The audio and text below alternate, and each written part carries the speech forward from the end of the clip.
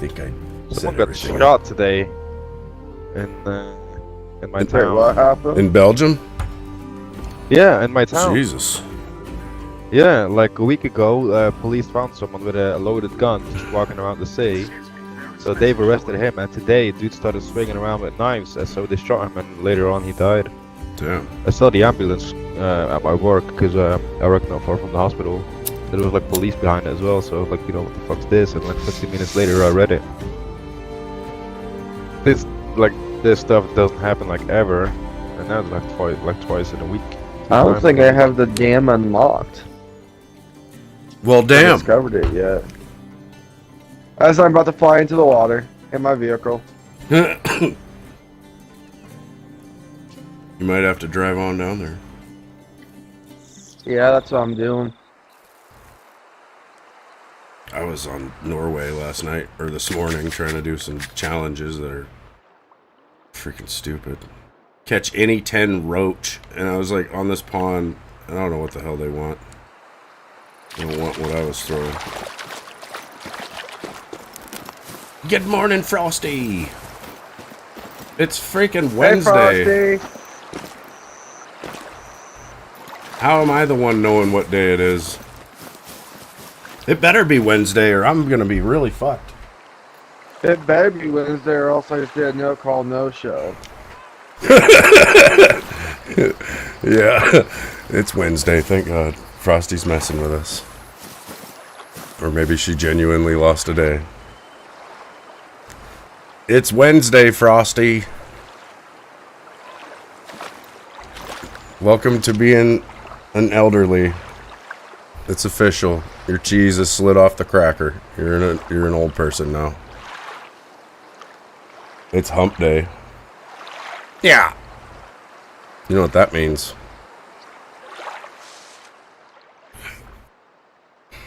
I don't know. In the water I go.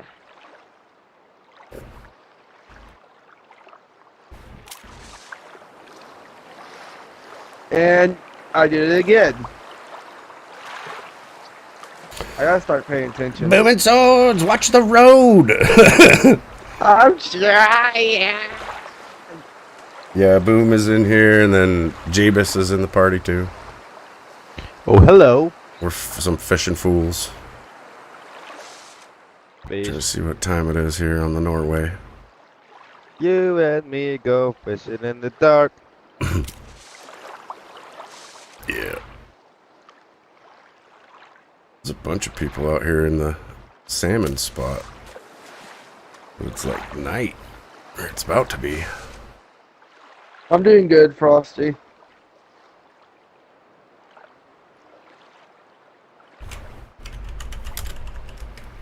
It's turning day here soon, hopefully for me. Oh yeah, it's just day here. It looks like 6:06 in the morning. On the Norway. I'm gonna try to join you here in a second. Once Did I you- discover this. Damn. You installed Norway and everything, right? Yeah. Okay. Oh, you're on Norway, aren't you? Yeah.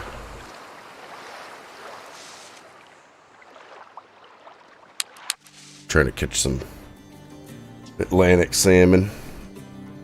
They're worth so much. They are hard to catch though if you're not like set up for it. It's pretty stupid.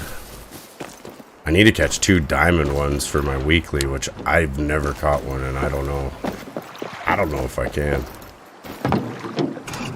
I really struggled with a gold yesterday.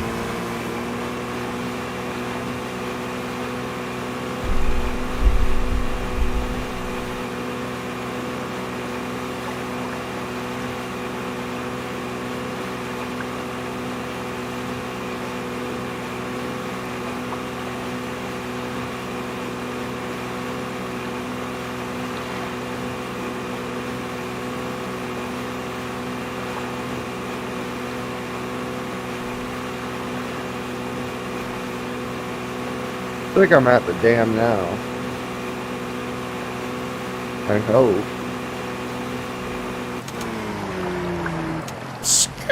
No. Hold on, I'm gonna come look. I'll see if I can join you. Now that I've almost got to my salmon spot. I'm like, fuck it. Oh, don't worry, I'll find it sooner or later. Too late. I'm on my way. I think.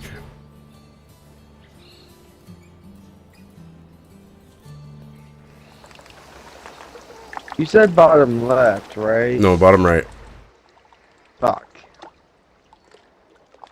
There's the Ruby River Range figured it Outpost. It's just south of that. Yeah, I see you just there. Yeah. Alright, I'm officially there. Sorry. No, that's alright. I thought you said like bottom left.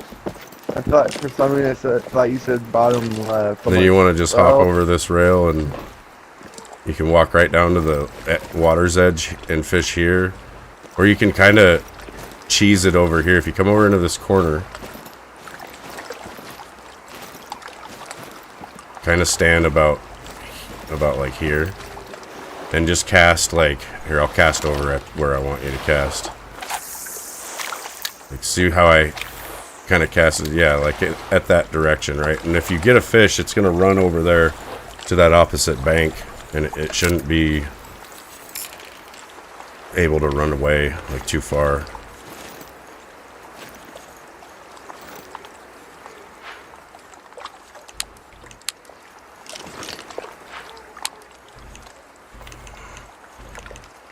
Come on, fish, just bite. I'm not gonna catch it until it turns morning because it's a day fish. Oh, yeah. You might, though. Some of them are... It's like, when it says that they're a day fish, that's their preference, right? So they can still bite, you know, at the opposite time, basically, but it's not as likely or whatever. So that's why you'll see people catching catfish in the day and stuff like that, because it's just, it can happen. I see a pike right there, like, he's little, but he's down in the today water. at 4:30, so I'm hoping. So I'm gonna have a good day, hopefully. Holy shit! There's just like two walleye in a row just went swimming by. They're right here at our feet. Hey, zombie. Yeah. Welcome to the winning club. Yeah. I like winning. They like spinners and spoons. What the fuck? What size shit did I put on here? A 1. That's why I'm not getting nothing. Let's put a 5 on.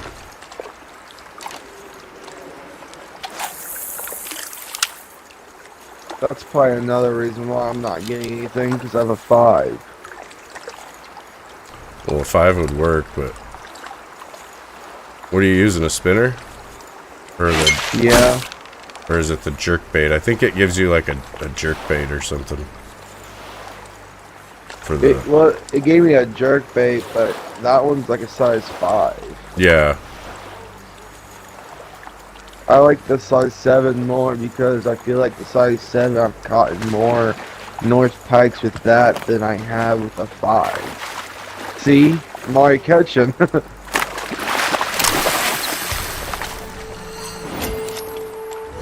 Hey, zombie boss. Zombie boss! How's it going? Yeah, technically you always catch more fish probably with anything smaller. Because just the smaller hook size will allow for more fish to bite it, you know, and that's kind of the thing. If you're running a big hook, then you can only catch certain fish. Oh yeah.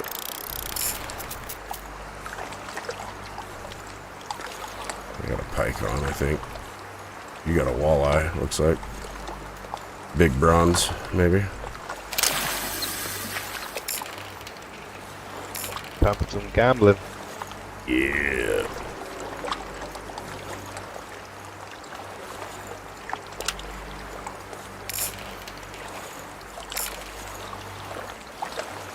Let's see there. That might be a muskie.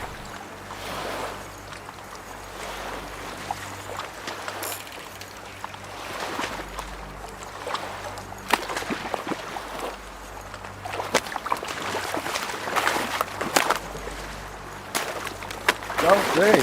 God, silver. Yeah. So, is it SU Pictures? What's up, dude? Esau? Esau? Esau? I think. Esau? So. I don't know how to say it. They say it. Esau. Esau. Esau. It's like asshole. Just kidding. I'm serious. Come here, fish. Also, I think for pike, you want to run faster speed. Like, if you run a 2-speed, you'll catch, like, probably walleye and muskies. And if you run, like, a 4, you piss the pike off. And I believe. I'm on like a 2. That's what you want. What do I need to be on? Try a 3-speed. Yeah, because pike are fast. They can handle it. Yeah, sometimes if you see a fish chasing your lure and it's just not biting, but he's just following it, it's because it's not going fast enough. Or it could be that you're just outrunning him, you know. You kind of have to, you know, try either or. Sometimes, you know, one or the other will work. Just speeding it up or slowing down. What are we fishing? Alright. We're just here at the dam, catching whatever will bite, pretty much.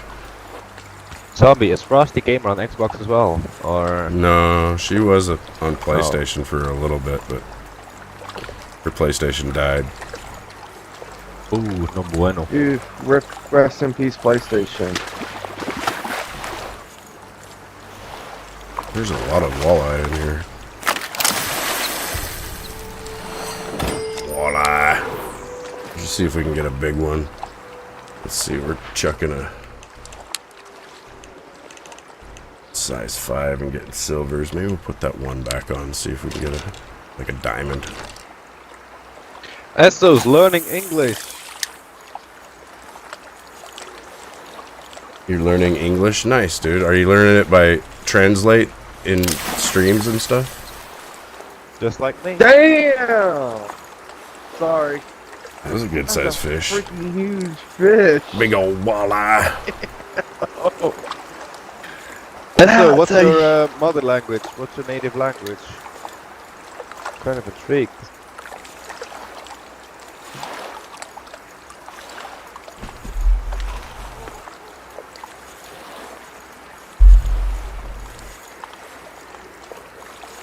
He speaks Spanish. Spanish.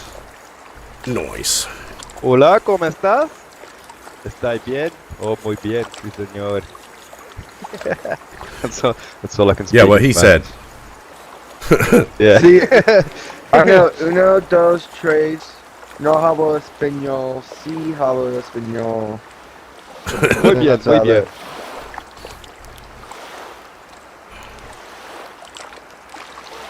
I know a couple of really bad words. And that's about it. And I don't even think I know their meaning. I just know that they're bad. Oh, that's like me as Polish, like kurwa and shit like that. See, I know how to I've got say no clue what one it means, bad but word. It pisses people off. I know how to say one bad word. I know the meaning of it too. It's shit, and I don't know what it is. I know the word for it. I just don't know what language it is. What language? Yeah, like say it, and I'll probably know. Kaka. Kaka, that's Dutch. That's my native language. Oh, good. So yeah, you can't really sound that yet. It's basically shit. But we don't say that with, like as a swearing and stuff, you know. Like if we need to go to the bathroom, then we'll say that. It's not really like a swear word. What's a balcone fish? I probably shouldn't have said that. Oh no, it's There's no balcone. balcony fish is cool. You guys are screwing around. I don't know. I've got no clue what balcony is. It's probably like his autocorrect or something, you know. Are you talking about lake trout? Or burbot, maybe? Lake have long fish. What do you mean that belong, SO? Because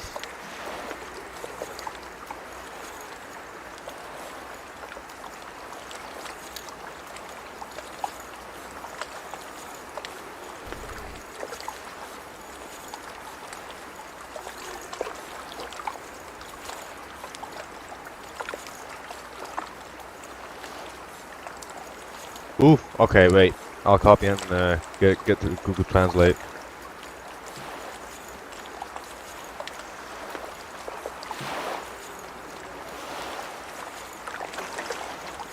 I think I left the stream. Alright, I'm gonna leave your stream on my phone. Give you some watch hours. Oh yeah. That's what I'm doing. Oh yeah. To There's no Feesh.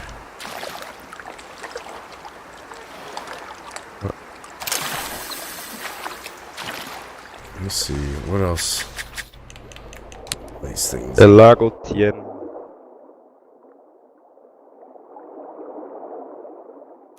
I think we do need to go to a jerkbait. Yeah, jerkbait or swimbait, probably. Jerkbait. Because all we're gonna catch is walleye. Oh, he's probably meaning like legendary fish. Wait, what? What do we have again? You said? I just switched to that size 5 jerkbait. Alright, so see you later. Have fun. Yeah, he meant legendary fish because it said like world fish on my thingy on my Google Translate, so it's probably a meaning of like, you know, legendary fish. Yeah, we already caught Big Larry. With the jerkbait, boom, let it sink down to about 5 feet deep and then hold Y so that you're doing, it's called twitching, and then just keep reeling. It's like you're doing a twitching retrieve. So you're holding L or left trigger and you're holding Y and you're just trying to twitch it while it's kind of at about 5 feet deep. And you How do I know when it's about 5 feet deep? On the bottom right of your screen, that all those different numbers, the yellow numbers are how deep your lure is. And then the top set of numbers is how far out your line is. And then the very bottom number is how deep the water is where you're fishing. Well, mine's about 4.2 now, so. Yeah, and just hold Y. It went about below 10 feet, now it just keeps coming up. Yeah, it'll, as you're reeling in, it will come to the surface, and then if you stop reeling, it'll sink down. So you just gotta like kind of stop reeling every little bit just to let it kind of drop down. But I think it's already here at the bank, so yeah, you'll want to just chuck it back out there. I was doing that on a 3-speed. I caught a muskie though, but or you can try to keep it between like 5 to 10 feet even. Just like start reeling when it hits 10 feet deep, and then let off when it hits 5. And just keep doing that. That SO just gave me flashbacks as when I was 30 I years let old. go till like it was like 34 feet deep. Well, you might catch something. I'm doing it on 3-speed as well. We might need to switch to 4 for a pike. Oh no, it's not quite day yet, I don't think. Oh, you got something.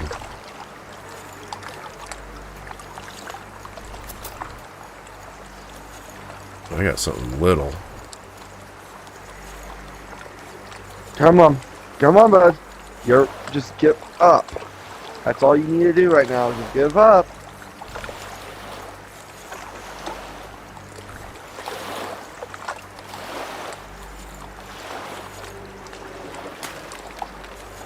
Another tiger, I think.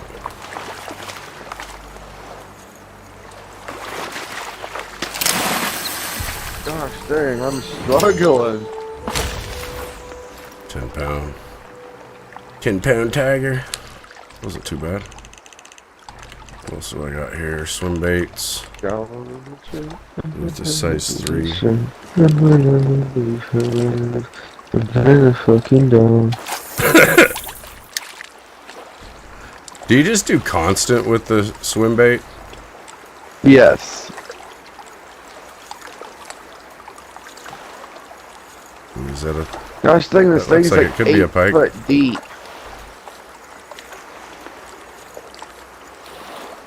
Oh, motherfucker. You wanna give up, just give up. I know you wanna give up, so just give up. I think he's a tiger muskie.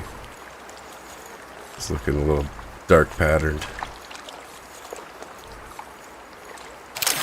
Yeah. That's a good one, though.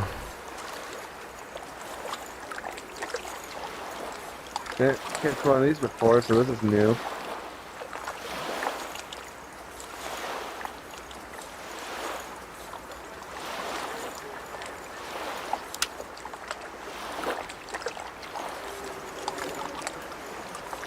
I'm gonna go ahead and let it sink to 34 deep again.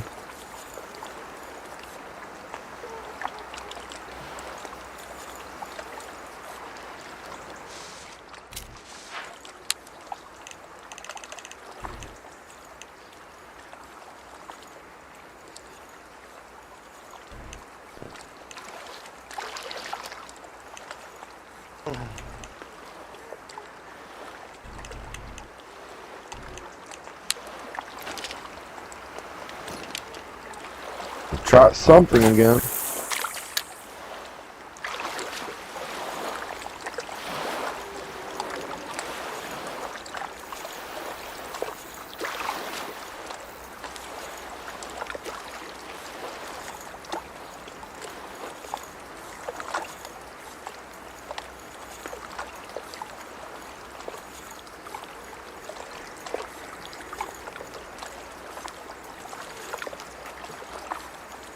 Come on, bud. These fish really like to fight. Oh, yeah. Don't understand why. They don't want to die, man. I'm not Screw gonna that. kill you. But just come on out.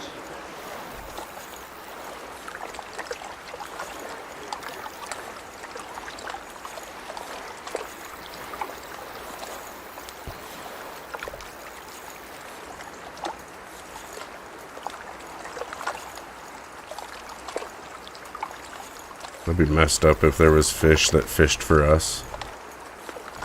They had like baited lines up on land. You go and grab it and you just get pulled in. There's something like that called alligators. Well, yeah. And then lions, but still.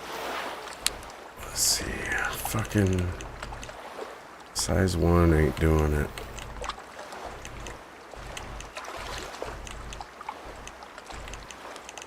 This fish is really struggling.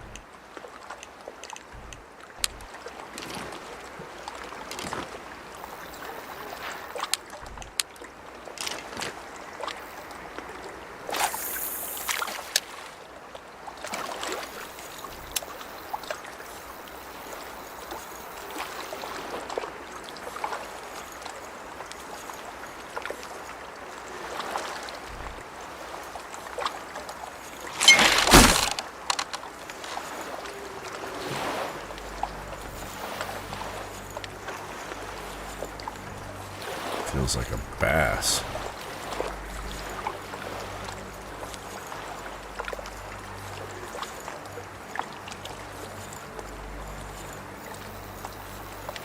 Take another big tiger on yours.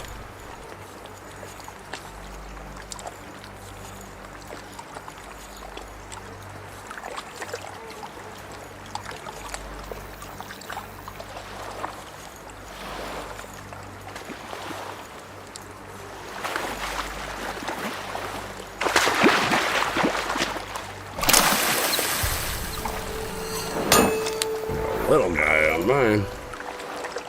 Shit. It seems like you're catching all the easy stuff for some reason. Yeah. Why not your feet? Like, I'll grab it.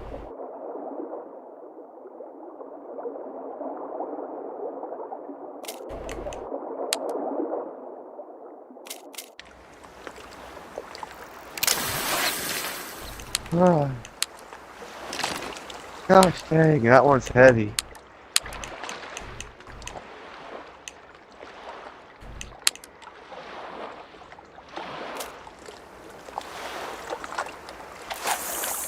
Ooh, I'm level 13 now. Nice. Yeah, this is a good spot to do some money and level grinding. At least early on. I got like 2,545.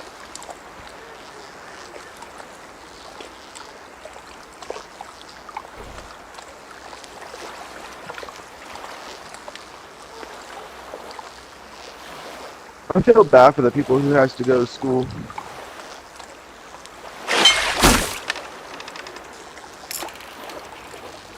Whoa. I yoinked that fucking thing right up there.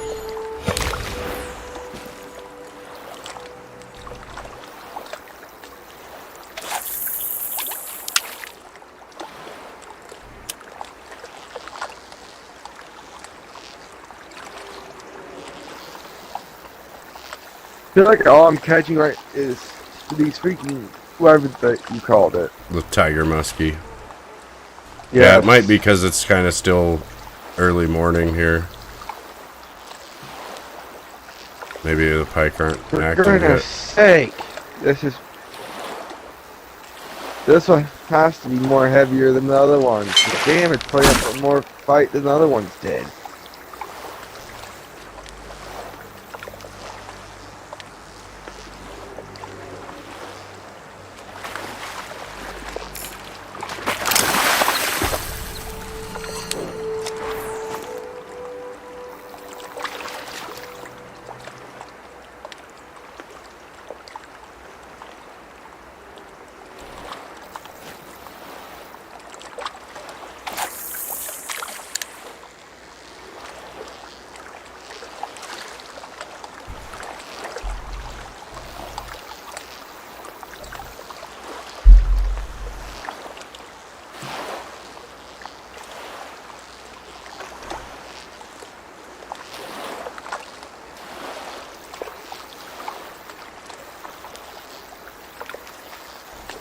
Mississippi 2, Mississippi 3, Mississippi 4, Mississippi 5, Mississippi.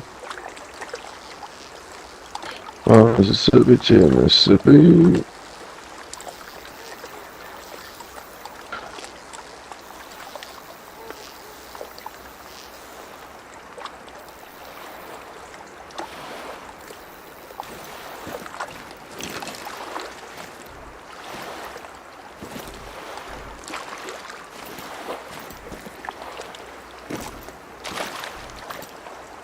Gosh dang, you went flying.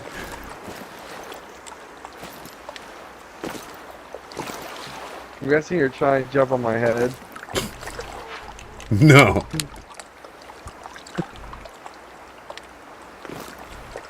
I don't even know what you're trying to do.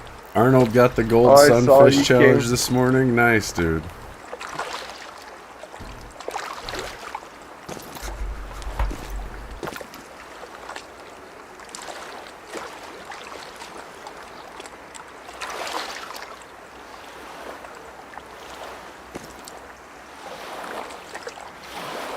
Ow, my ankle.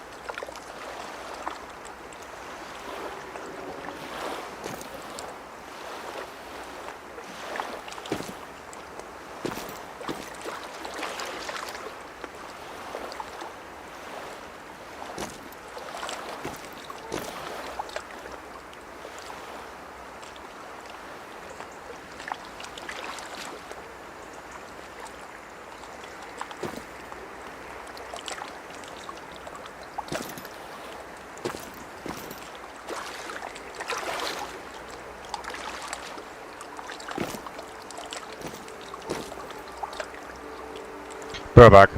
Gonna have a bathroom break.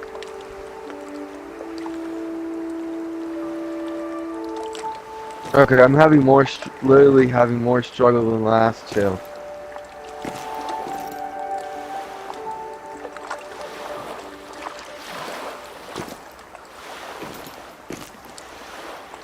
Hopefully. Hopefully it's a North Pike. That's a huge fish.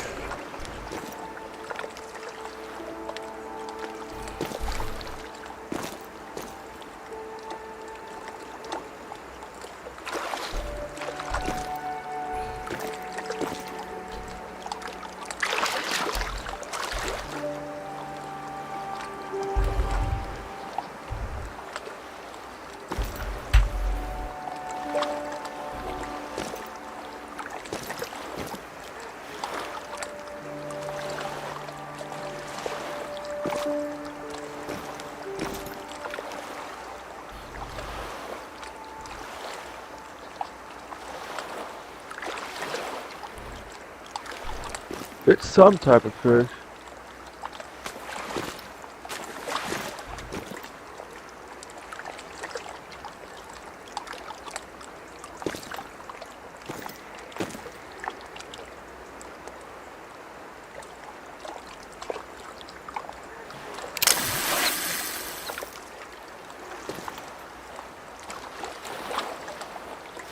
Five minutes and 38 seconds. Yeah. Temperature is 53.10. Bait used jerk bait. Gosh dang. Length was length was like 2.69 feet.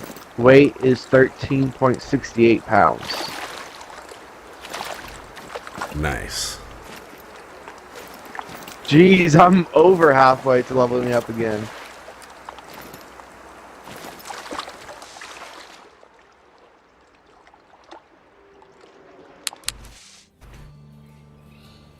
Yeah, hopefully he doesn't get a fucking flat tire or anything. Sounds like he Really, might be getting one, though. Kale, our son, he's driving up from college. Ah. It's only like, well, it's like a 6-hour drive, but this car's Hopefully he doesn't get a fly having out. having a air pressure, tire pressure issue. He'll probably just, you know, stop to get help and end up getting murdered or something. No big deal. That is a big deal if he gets murdered. I know, yeah. That's what Callie's worried about. She's all freaking out. I'm trying to find something for us to watch on my phone last night when we were eating dinner, and I pull up this video, and I didn't even think about it, and it's like mysterious disappearances, you know? She's like, I can't watch this. Like, oh, yeah.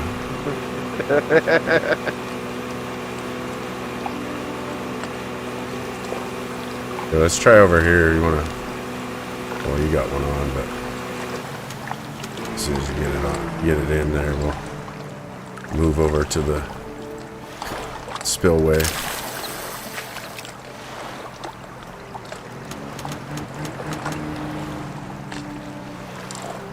Hop on, man. Oh, you missed.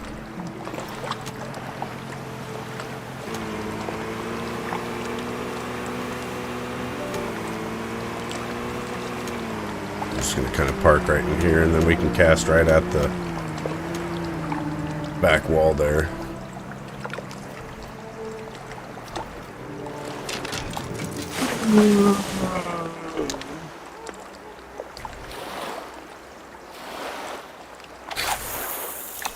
Ooh, a little too close.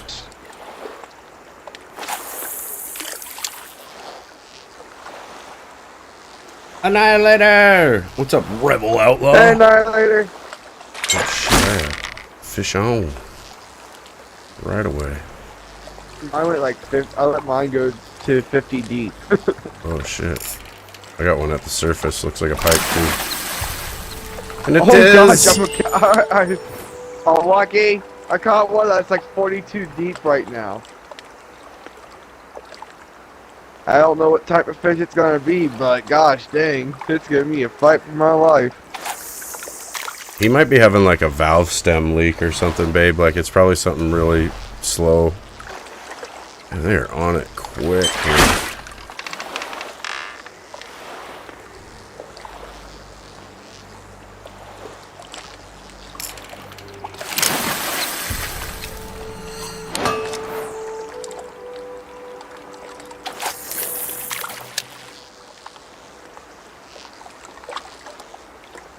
I haven't played any other modern fishing games, Rebel Outlaw, like this.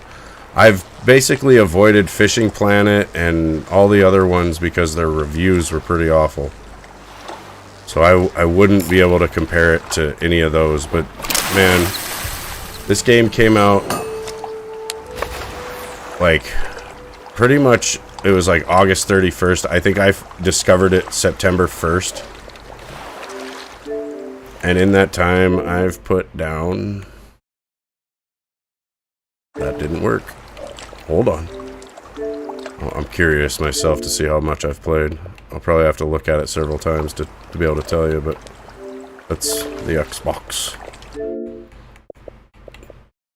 11 days and 8 hours. To see how It's much a I've been great playing. game. It is a great game. And I don't even know, man. I think they're going to add so much to it. I wonder how long I've played. I mean, how did you go look at that? You gotta hover over the game itself, like hit your Xbox button, and then hover over the actual game. And Oh then, God, no, Northern Pike Silver. Oh, Let's yeah. go. but yeah, if you hover, like hit your Xbox button, so it brings up your little HUD thing, go down to the angler, and then you have to hit, it's like the 3 lines button. It used to be the start button back in my day. Yeah, you hit that over the angler. It'll bring up this thing that says game card. And you want to click on the game card. Then you scroll over to the thing that says go to official club. And you click on that. And there's a chance it won't even work, and you might have to redo that. And then in here in the official club, you can find, like, looking for group posts. So you can find people who are trying to, you know, group up and play this game, and they make various posts. And you got this on every game, so it's... You know, that's how I find people trying to do the Easter egg on Cold War and a bunch of stuff, right? And Yeah, I then know. And then you can go to progress. You can see your achievements. Like, I'm missing 4. You can see when you got them, all that stuff. And then stats. And then you can even click on the stats and shows, like, you versus your friends. Basically, like, I've got 11 days. Darcy's got 4. Jeebus has got 3, almost 4. Callie's at almost 4 It as ain't well. showing me. I see you way down here. You got 8 hours, 12 minutes. I knew it wasn't though 4 or 5 days, but damn. You'll get there. Alright, enter the souvenir shop. I think that's what it says. Yeah, you just have to go to the main outpost, go to the store, and then at the bottom it'll say, like, local souvenirs, and that's the souvenir shop. It's just the lady. What's up, Ron Mower? Rebel Outlaw, you're getting this game for your birthday in a couple days? Yeah, man, if you get it, dude. We'll be able to play. There's like 12-man servers, so... Or man, you know. Sorry for those of you that aren't man. No, I'm just kidding. I don't give a fuck, but you know what I mean. We'll be able to have... Hopefully one of these days we'll be able to have, like, private servers. Or, you know, you can have your own server if you turn off multiplayer, but then, you know, I want to be able to just, like, have my own and invite, you know, whoever to it. I'm sure they'll do a lot with this, though. Like I said, I expect them to add a lot. Like, it's made by the people who made The Hunter, and I played that game kind of in its early days up through to a certain point, and they had added a lot to that. Like, really nice things, like, you know, hunting stands and night vision and all sorts of crazy shit.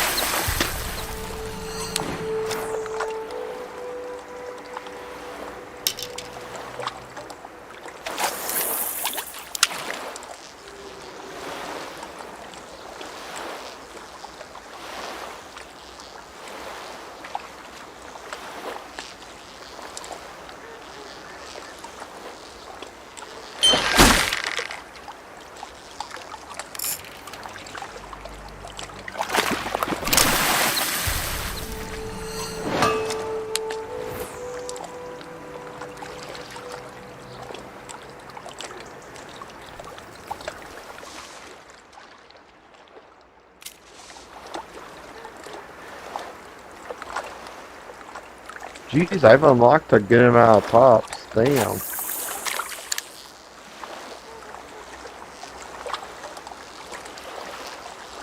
mainly in the souvenir shop, what you're going to be wanting to buy is like the tackle box upgrade, the backpack upgrade maybe once or twice, but you'll want to do tackle box like as many times as you possibly can, because that's going to be, you know, how you can carry more lures. It makes it way better when you got more tackle space. It does start getting expensive though.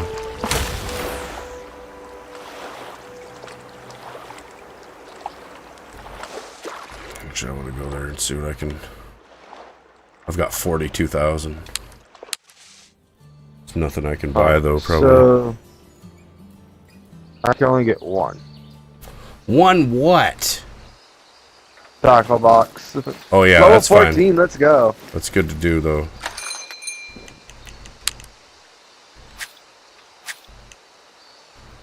Alright. Expert challenge. Yay. Catch any fish of gold rank or higher. Which area is good for that?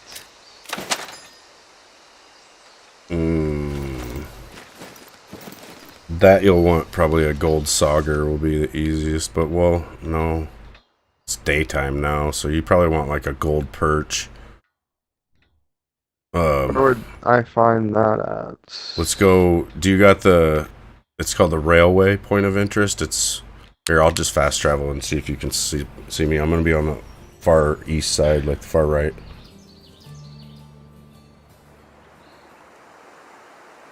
Well, it's been really cold this last few mornings too, so I'm sure his air pressure in his tires has just been low from that. Then once you get going on the road, your tires heat up and the pressure goes up, and then the light goes off. Yeah, up the hill here, we just run up to this little pond.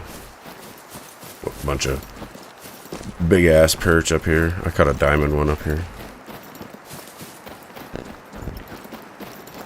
Oh, where'd you go? Up the hill, take the hill. We're going on a trip. You know, if you push in on your piece of shit. if you push in on your left stick, it's like auto move. So you can like get running full speed and then just push in on your left stick and then just let go, and you can run without even touching your controller. Run! Run! Run, Forrest, run! Run!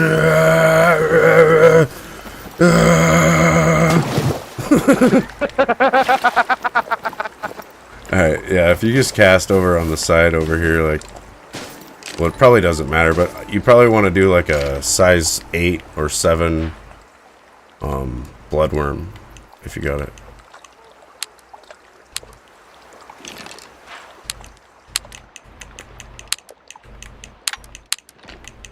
So don't use like a spin one, use like a float one. Well, you could do, let me look, I can't remember what these little sons of bitches, yeah, they might want a spinner.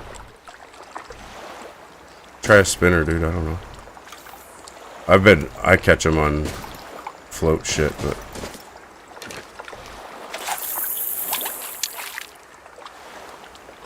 I think it's probably gonna be best to use a floater.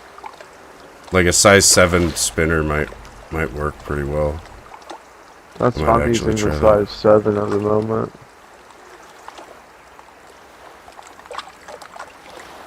Right now I'm just trying the bloodworm thing. Well, and 7 will only catch gold or better on a perch. So if you use an 8, you can catch silvers.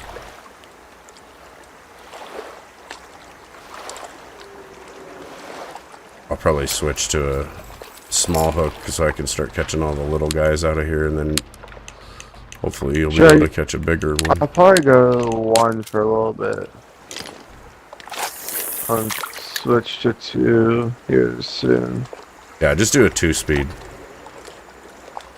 Perch are really aggressive. Like, you'll see them if you're ever, like, bait fishing or float fishing, you know, when they come up to your lure, they're just sitting there, like, moving. They're just, like, humming, and their fins are wiggling and shit, and it's just, they're fast, man. They're aggressive. I got a bluegill or something biting, because he's biting a bunch of times. Probably should be quick. I know that's one of the things I probably shouldn't have started doing.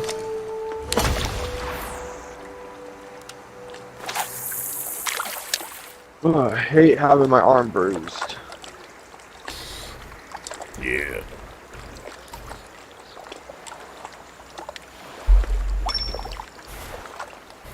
Have yet to hear back from any of the jobs I applied for.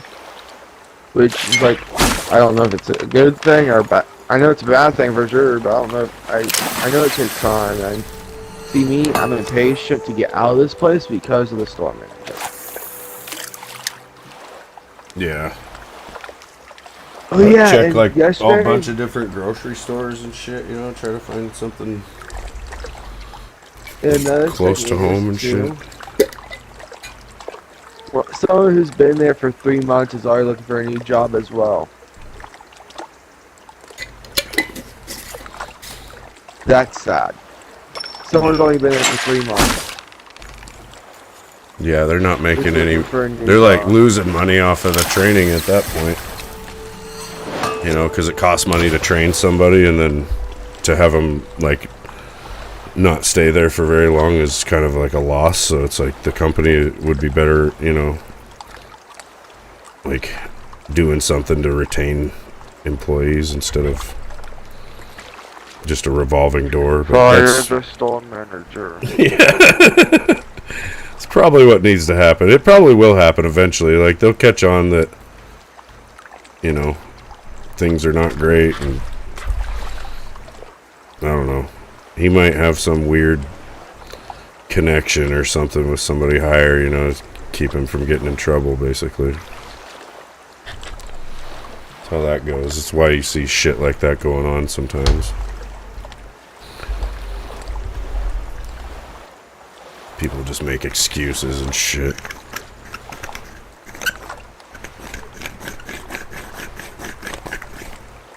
He's from another store too, so it's fun. Can't remember from where, but just got, I don't know how, with his attitude.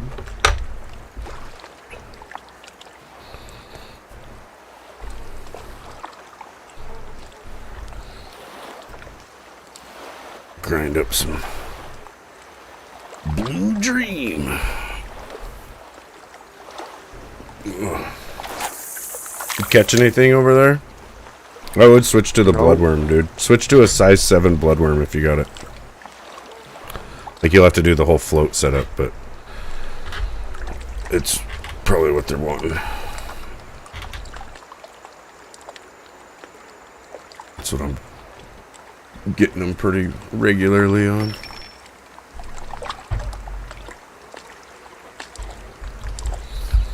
I'm using a 9, like I said, because I want to try to catch all the little fish out of here. So but if you do a 7, Tiger or the bubble? the cigar one probably.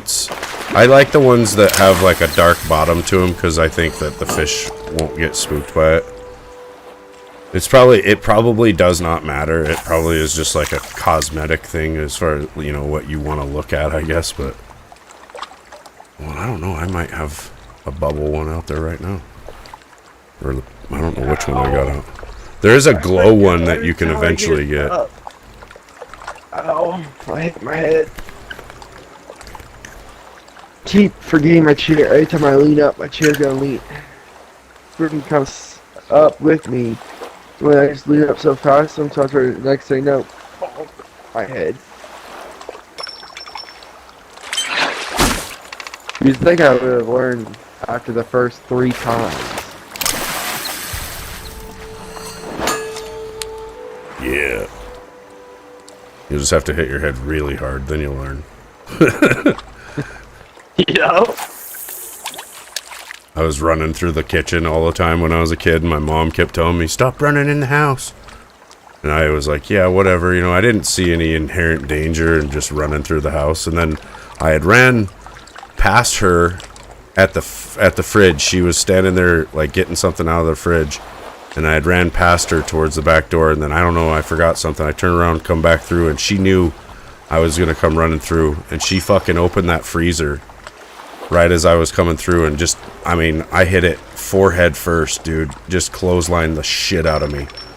I'm pretty sure both my feet came off the ground. Like, I was, like, she timed it perfect, dude. She did it on purpose, just to get me to stop fucking running through the house.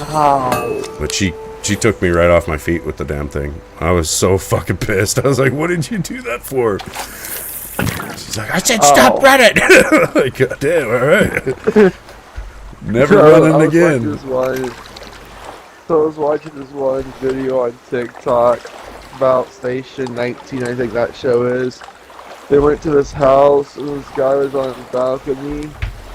He jumps off the balcony. Oh, just watching it and just watching it made me hurt. And just trying to explain it makes me hurt. Yeah, there's certain injuries. So he decides to jump off, and oh my god, I felt bad for this guy because how he went. Oh, sorry. He landed where, you know how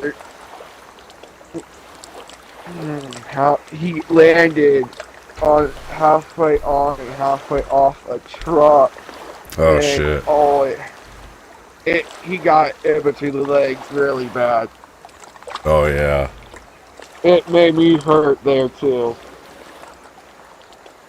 I'm like, oh no, fuck, ow.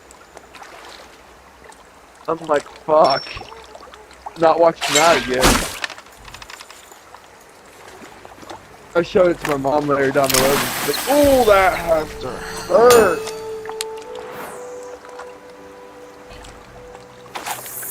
Yeah, if you've ever hurt yourself in a similar way to something you watch on TV or whatever, it hurts, like, just to see it. Like, I've hurt my knees a few times, you know, and dislocated them, and if I see somebody do something like that in like a sports thing or something, I'm just like, like I can feel it in my leg. And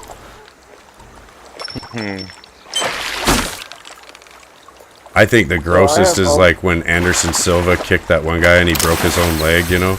I've seen that a few different times in like kickboxing and Thai fighting and shit, where they sit there and they'll kick a guy's leg and they break their own leg on his leg, then they step back on that broken leg and it just folds over and they fucking and they just go down, like, doing so much more damage to it. It's so nasty. Oh my god.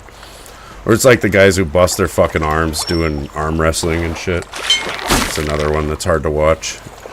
Because I've arm wrestled quite a bit, you know, and really fucking struggled on some of them, and I had no clue that people could break their fucking arms doing that when I was young, you know. And it's apparently like a thing you don't feel or see it coming either. It just snaps. I bet. Yeah, if you watch those guys, they're completely surprised. Yeah. Probably like everybody who fucking finds out that that's a thing. It's like, wait, what? Fuck. Makes you question, you know, whether you ever want to do that again. Go against the wrong dude. No, thank you. I've even known the dude, like, since he was 5. He started kickboxing, like, you know, just like training, like no official games, whatever. And I think he was 15 when his first match was, like, you know, his first game. So he's been training for like 10 years, and he kicked his opponent in like his thigh area or whatever, and his fucking shin just broke. So he's been training for 10 years, had his first game, and boom, never broke played his again. Leg. Damn it. The dogs are mad. Frosty's never broken a bone. Oh, good. Oh, me neither. Let's see. Lucky you. Yeah, lucky you too. Lucky you too. I've broken several of my legs at different points. I broke my left wrist. That was the main one. I've broken both my ankles at 2 different times. I've broken the big toe, sprained the big toe, broken my freaking left wrist as well. Oh yeah. 5 injuries. Fuck, man, I was and every time I was pissed. See, the worst part, I was fucking furious because I couldn't. Because when I had my cast on, we went down the Kentucky, and I couldn't swim. I was mad. Yeah, you can't get a cast wet. It sucks, and they start stinking. Yeah. They fucking start stinking really bad because your skin underneath there is dying. Oh, it's fucking nasty. And your arm, like I had my left wrist in a cast, right? And my whole arm got like tiny in there. Like by the time that cast come off, it was like I looked like one of those tiny. crabs with like one big pincher and one little pincher, you know? What's up, Jack Ryan? My wrist looked tiny though after being in that cast for a while. Yeah. It was hard to sleep in too. Yep. And it gets all Okay, I itchy need in there, and you gotta a use like a spot. fucking handle of a fly swatter or like a piece of wire or See, I something. was told not Try to stick anything in there. So Oh I would, yeah. They like I know that they do tell you not to stick anything in there, but they also know that everyone does it. Yeah. So You don't want to use anything sharp or even slightly. But yeah, if you use like the handle of a fly swatter where it's just like a bent piece of wire and it's not really sharp, that works great. I mean, it really doesn't work well to get to the itch. Like you'll be sitting there rubbing on it like fuck you, but it works enough, right? That it's like it's not gonna break your skin, but it's not gonna. No, it doesn't really work. It does, but it's not enough to hurt you, I guess. You're kind of new to this game, Jack? Nice. But yeah, we're just playing it. Oh shit, that's a big bluegill, I think. It's probably only a silver. I was only 2 away from 99. Oh yeah. Got the 97. Oh, dang it.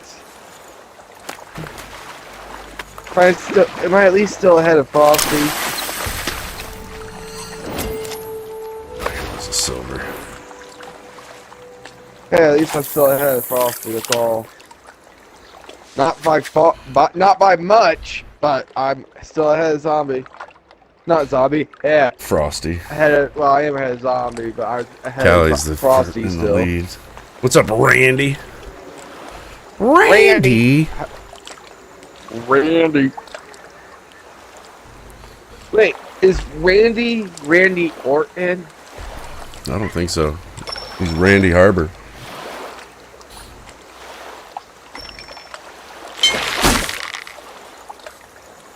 This is WWE. Maybe reference, he's a cousin of Randy Orton's. He said, "I wish." How do you get reputation points? You got to do the missions.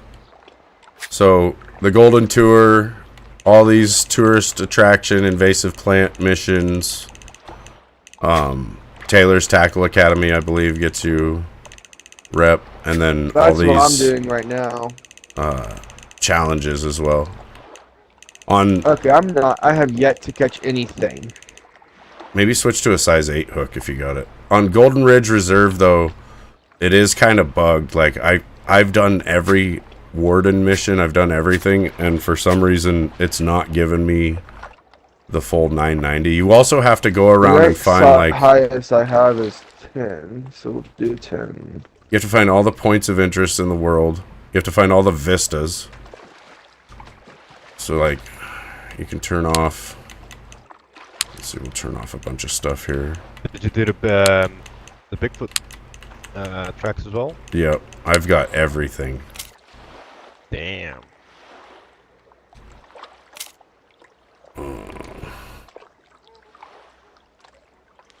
Daily challenges should reward you with stuff like that as well, like reputation. Yeah, they don't. Because if but you want to it'd buy be every nice if they single did. souvenir, yeah, if you want to buy every single souvenir, it's gonna, it's literally impossible. And you'll just have to wait for like DLC to come out. I'm hoping they'll just fix this bug, basically. Like, when you go to the warden's, like if you go to the journal and look at the warden's favors and count them all, there's 15. But when you go to your profile, like on mine here, it says that I've done 15 out of 16 of the warden's favors, and there's nothing else.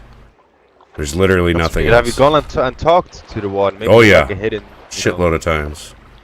Hoping to progress something, yeah. It doesn't work. And it's kind of a known thing, like there's everybody's saying the same thing. There's also, so in the achievements, what I'm missing is max your reputation score in Golden Ridge Reserve, and only 0.02% of players have done it. I don't know how anyone's done it, but it's supposedly 0.02%. So somebody has managed to do it. I have no idea how. And then this Buckaroo achievement, this is the one that it won't give me. Complete all the Warden's missions. If the game would give me this, then I would get this. And then I'd, you know, I'd have like those a game two. developer or whatever, like a tested out. That's what I'm thinking. Eventually. Because this other one, the tailor-made, complete 10 of each shopkeeper mission type in Golden Ridge Reserve, and only 0.01% have done that. And apparently I've done 66%, but I don't know when I did any shopkeeper missions. Like, there hasn't been any, so... Or maybe it was... I think the shopkeeper missions... Well, no. The only shopkeeper mission I've done was on Norway. Like, technically, you know, because of him wanting us to go and catch a fish with the rod and reel or whatever, but yeah, I don't understand. It's broken, basically. So the only, like, I've got 1,000 rep on Norway, because for whatever reason that was easy, but I'm stuck on 990 over here, which pisses me off because I can't get all the shit. But I think it's just a bug. It's gotta be, because like I said, I've done everything. I've double checked, triple checked. I check every day. Trying to unlock a rod and reel from the shop. Yeah. Yeah. Yeah, right now I've got it's like the growler for my bait caster. I've got the Stalo from Norway, which is a good pole. The Deft Nexus, which I don't know why I bought this thing, because I'm not using it. It's basically the Stalo. And then, well, I think I bought it right before I bought the Devil's Advocate, which is a little bit better than the Stalo. So I'm basically using Devil's Advocate, this growler. What I don't get is, you know, like, you've got, like, tough line that you can buy, like, you know, advanced lines and stuff like that, but you can't use them. At least I can't.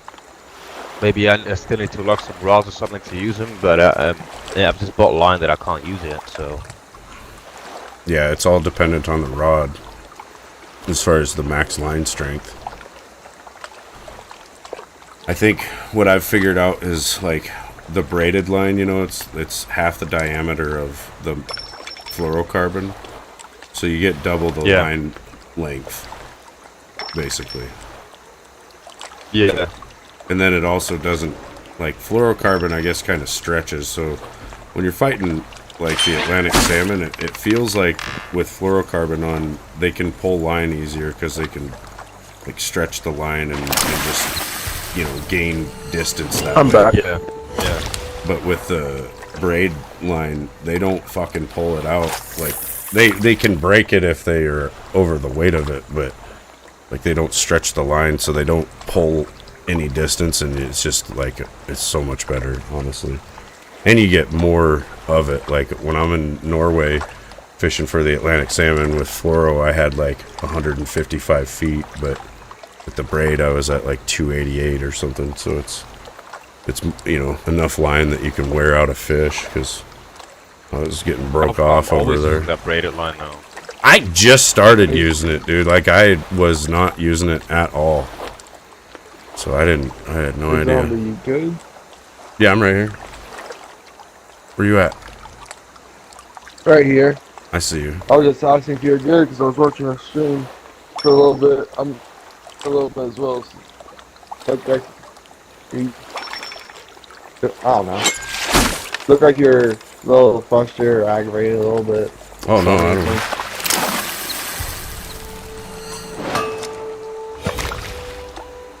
I'm good. What am I trying to catch now? Well, I've got a daily for bluegill, and there's bluegill in here, so I figured why not. I gotta catch 10 freaking lake trout for a daily? Oh, shit. It's gonna be a hard... That's a lot of lake trout.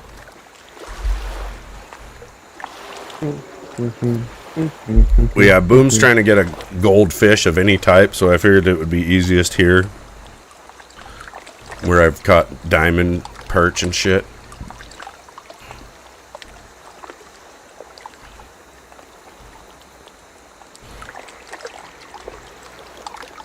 I can't wait for the game tomorrow. Ah, damn. I won't be online tomorrow as well. Oh, yeah. Because after work, I'm gonna go straight down there.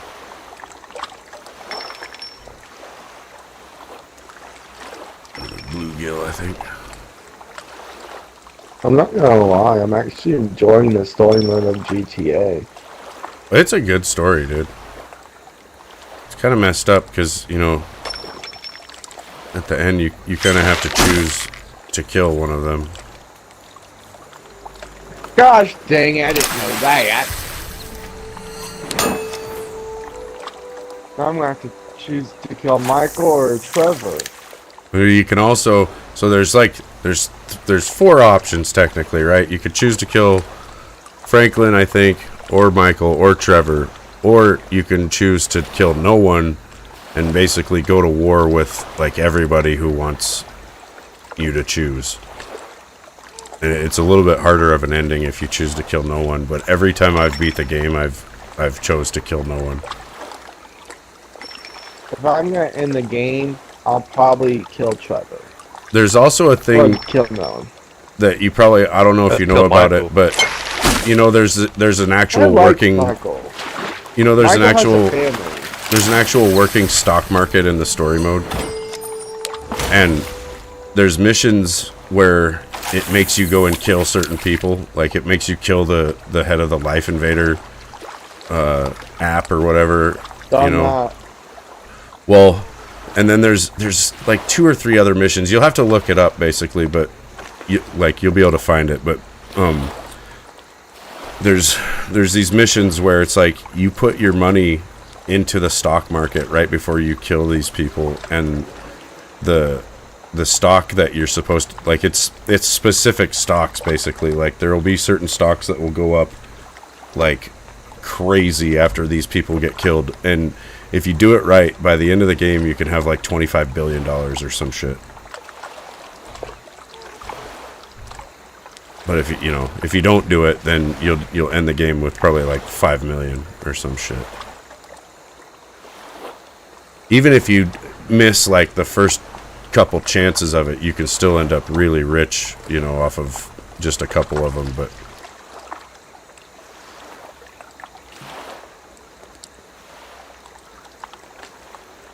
you'll want to look into it at least. Just look into like the stock market money method for GTA story mode, because it's, like I said, it's badass. You can end up really rich at the end.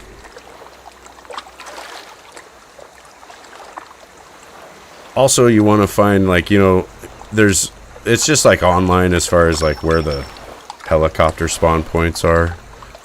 It's like the best thing you can do for story mode is just get familiar with all the different little helicopter spawns and just try to fly everywhere, because it's like you're kind of How's stuck Callie in like the doing? old cars and they're all shit. She's good. She's at work. She's stressing out because our son's driving right now on the freeway. Wait, is he a good driver or is he a bad driver? He's a God good driver. dang. He's just new, or not new, but you can only be so good of a driver when there's other drivers involved, Yeah. Sometimes it's not your fault. Bad accidents happen because of stupid shit. What you got there? Yep. Bronze.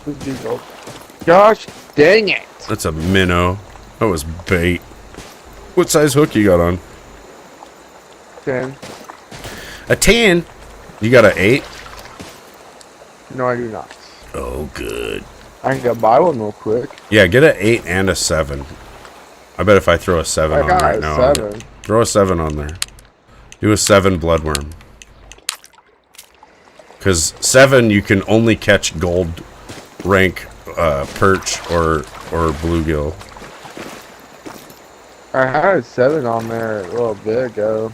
It just wasn't catching anything. Yeah, when you're only going for like gold ranks, you have to leave it out there for quite a while. Like a fish isn't probably going to just immediately come at it. It might take like 5 minutes before one actually comes at it. So and I've been I'm trying a to little catch. impatient when it comes to fishing. No, I know. Well, and I've been trying to catch all the little ones with like a size 9 just so that it would spawn, you know, a gold. Because that's kind of how it works. When we run up on this pond... He's driving 6 hours away.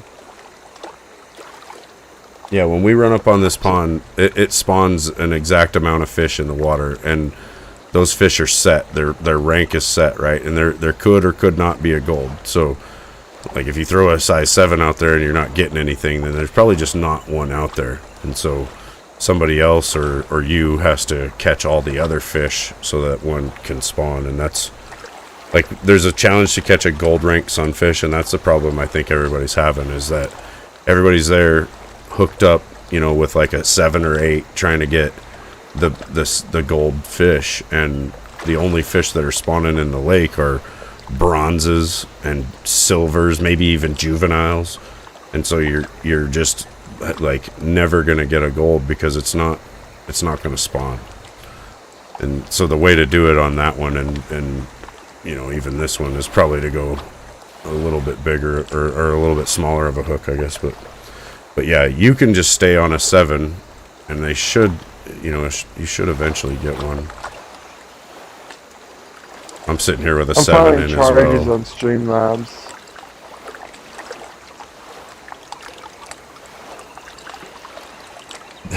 Well, there's a PB fish. My PB fish for this map is my lake trout.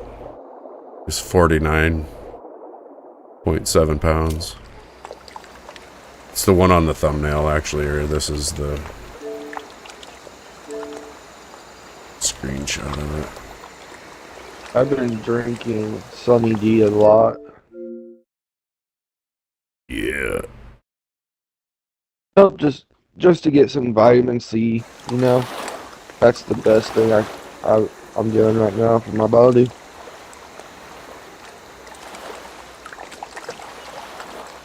That reminds me, I need to take my multivitamin. I got this big ass bottle that I bought like last year, and the damn thing's gonna expire in like 2 months supposedly. I'll probably just keep eating them. How do vitamins expire? You know, are they gonna start molding or some shit? Well, they don't work. I'll be the judge of that. That's a conspiracy, probably. They just want me to pitch the bottle and buy more. Like, yeah, it's totally gone bad. There's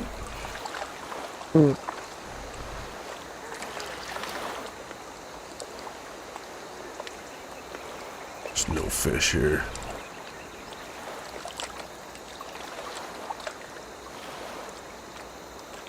Don't move it.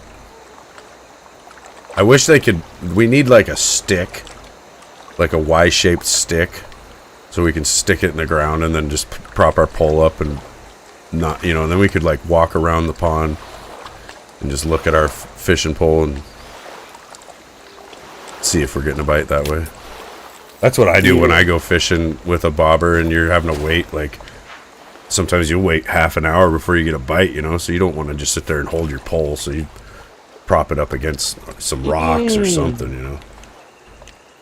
One Walmart is got rid of their Subway, and now they're getting a Charlie's. Damn!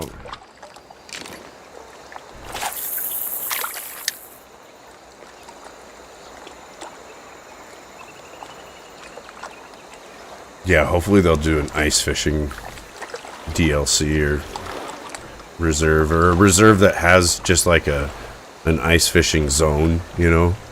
Like how this one's half forest, half desert. You could do one that's like half forest, half frozen forest or whatever, and just have like all frozen lakes and ponds and stuff, and have to go out there and choose where to drill a hole. And then, I mean, that's the thing, dude. The sky is the limit with the types of different fishing things there are in the world, right? You got like shanties for ice fishing, just all the different stuff, man. I expect them to add a lot. Maybe you'll at first you can only unlock the hand auger, and you'll go to drill your hole and it's like really slow.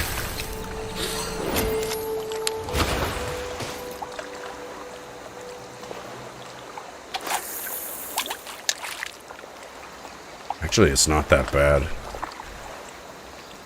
Drilling holes. The best beginner guide at a new player starting to play. You need, well, like, you mean like just videos online?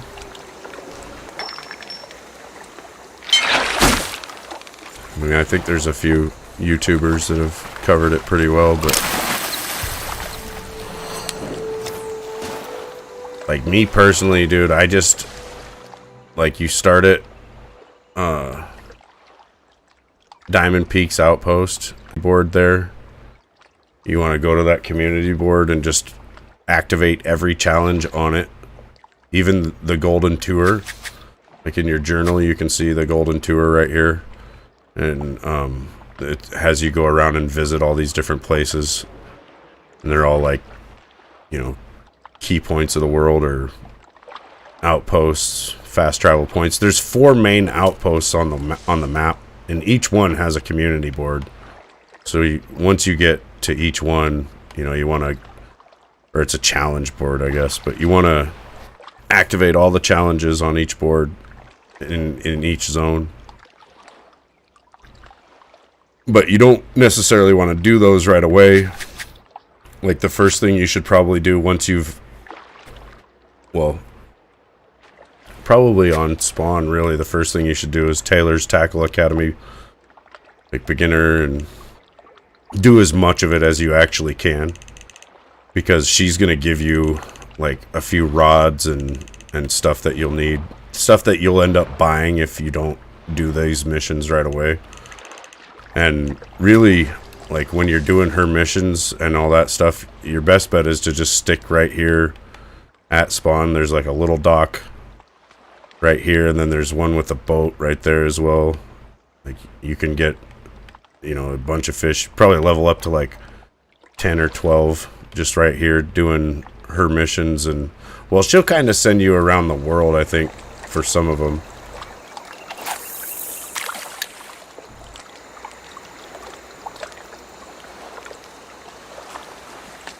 But that's what I did. Well, initially I did, I think I was like 2 hours into the game, and I had just started doing the Golden Tour. I had went and unlocked the lumber mill and then the water mill, and then Callie was going to get on, and I knew that she was going to have to do the Golden Tour as well. And so, you know, instead of doing anything else, I just started over basically with that. And so that was the first thing I did, was the Golden Tour, and we just drove around. It was like fucking 2 or 3 hours of driving to get all these different places, you know, and it wasn't all that you see on my map. It was just like the key, like these purple markers. These are points of interest. These are the places you have to go. These and the 4 outposts are pretty much where you have to go for the Golden Tour. But yeah, I did that. Then I started doing all the Taylor's Tackle Academy after the Golden Tour, and I basically did that. And I was also actively trying to do all of these, you know, as I encounter them. Like, as you're going around the world, you'll find dinosaur bones and, you know, the petrified trees. The Bigfoot tracks are going to be in the road. You might just get a prompt as you're driving down the road, and I seen it like several times before I acknowledged it and figured out that it was, you know, something.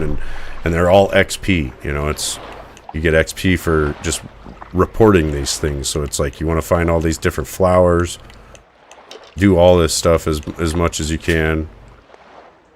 And then it's the challenges. You know, at first it's only like bronze challenges for each outpost, and then eventually it's, you know, you do silver ones, then gold ones, and like I said, each one has their own sets of challenges. But yeah, I pretty much did all challenges. Some of them are really hard too. Like you'll get stuck on the gold burbot and the gold sunfish for a long time, you know, days.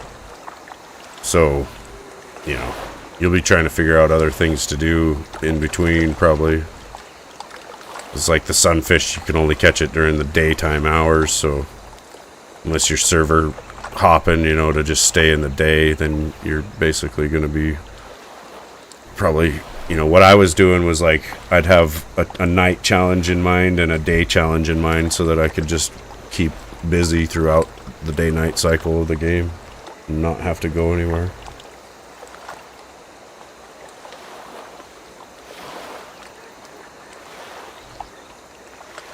And then, you know, as you level up, you'll be able to get better rods, and the rod is what, you know, determines what kind of line you can have.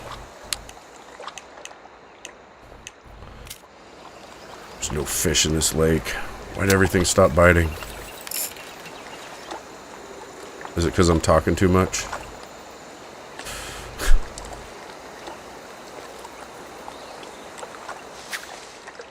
Oh, there's also daily challenges.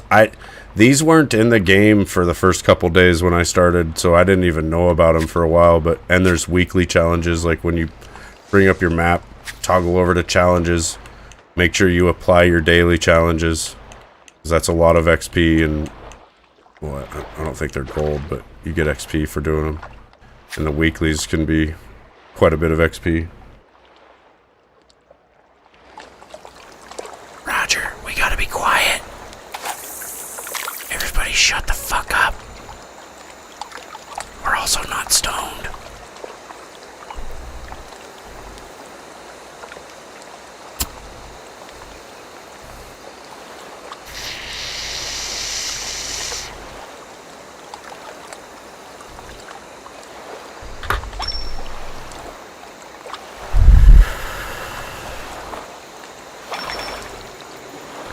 It's magic.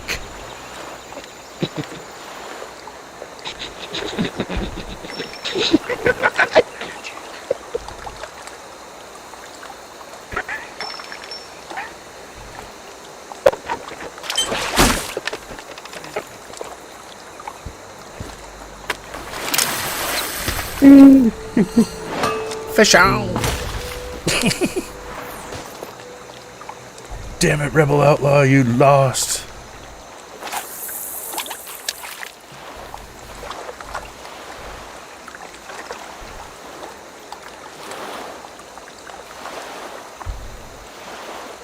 What time is it in the game? 7:47.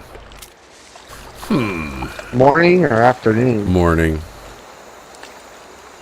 In the morning. Feels like it's been morning forever. Yeah. It started getting light at like 5 a.m. and now it's almost 8. But the day cycle, I think, is a little bit slower than the night. So it just takes forever.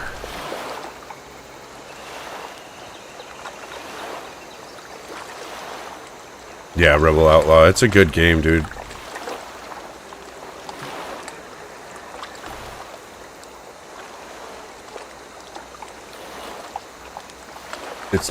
It's not really that tough. Like, it's a little bit at first, you know, just to kind of figure things out. Once you get the hang of, like, setting up your rods and just, you know, what... A lot of it is just, you know, going to the handbook. I didn't even know the handbook was a thing for, like, the first couple days. So you can come into this handbook. You can look at each fish type. I think at first... it only lets you look at them like this, and you don't get the extra like inspect option and traits option. But once you've done, I think it's Taylor's tackle, she gives you the ability to inspect the fish, right? And then I can hit Y and I can pull up this whole other information, which, you know, if you read this paragraph of shit, you can find out like actual like better, you know, what their true favorite bait is, and maybe like where they're gonna prefer to be, you know, during different times of the day and stuff. You just get more information. You also get like up here, you know, if you don't have this option, then all I have for habitats is lakeshore, shallow lake, upriver. But if I, you know, if you do have it, then I can see that they're actually also like river mouth and a river wetland. And then, you know, without that option, I can see that they like popper, frog, crankbait. With that option, they also like spinnerbait, worm, red worm, leech, minnow, grub, shad, tube, egg, spoon, spinner, and jerkbait. So it's just, it's worth it to, that's like the main reason to do Taylor's tackle, I think, is because you get this added information. And then also you can do the traits. Like I can pull up their traits and see what this actually means.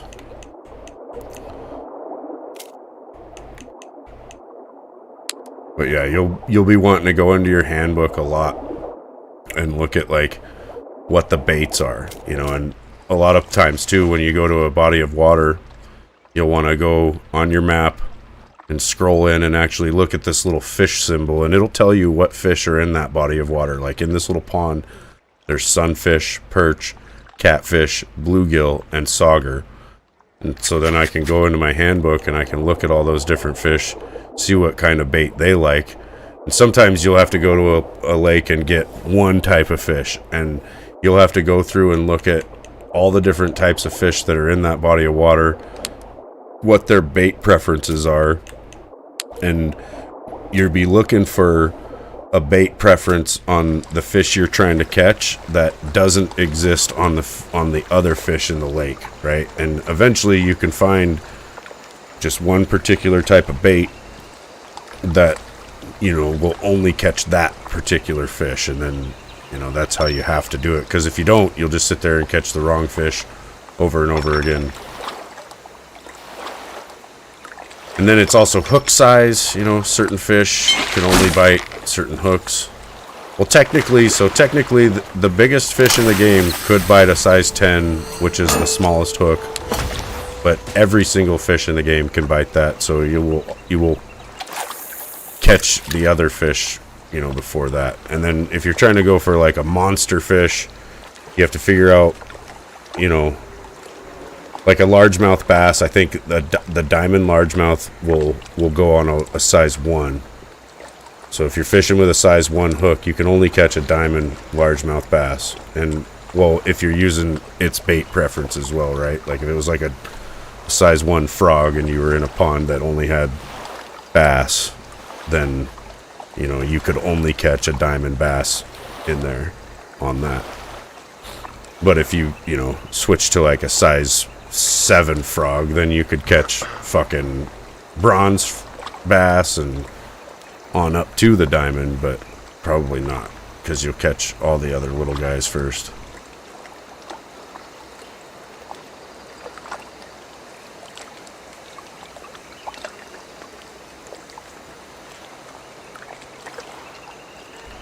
It's a lot of hook sizes and stuff to remember, because, you know, if you're trying to go for a gold rank of anything, it's kind of specific. Like we're, you know, trying to go for gold perch here, or you could get a gold sunfish, perch, or bluegill here, and that would all be on a size 7.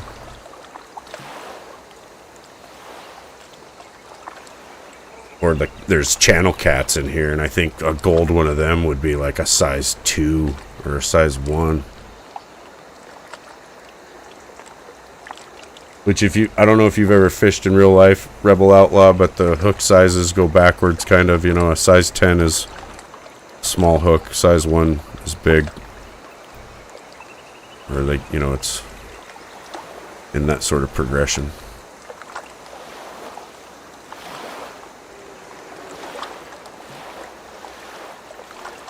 Once the sun actually starts really shining on this pond, the fish go freaking crazy. And we'll actually start catching them.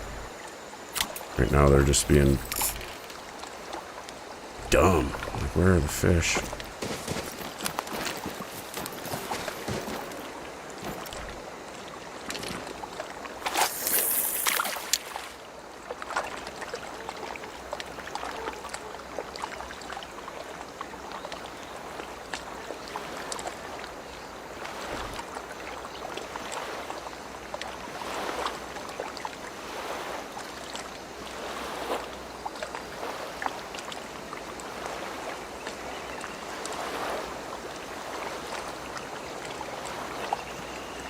I like how I was on mute yesterday, though, for most of my stream. Yeah.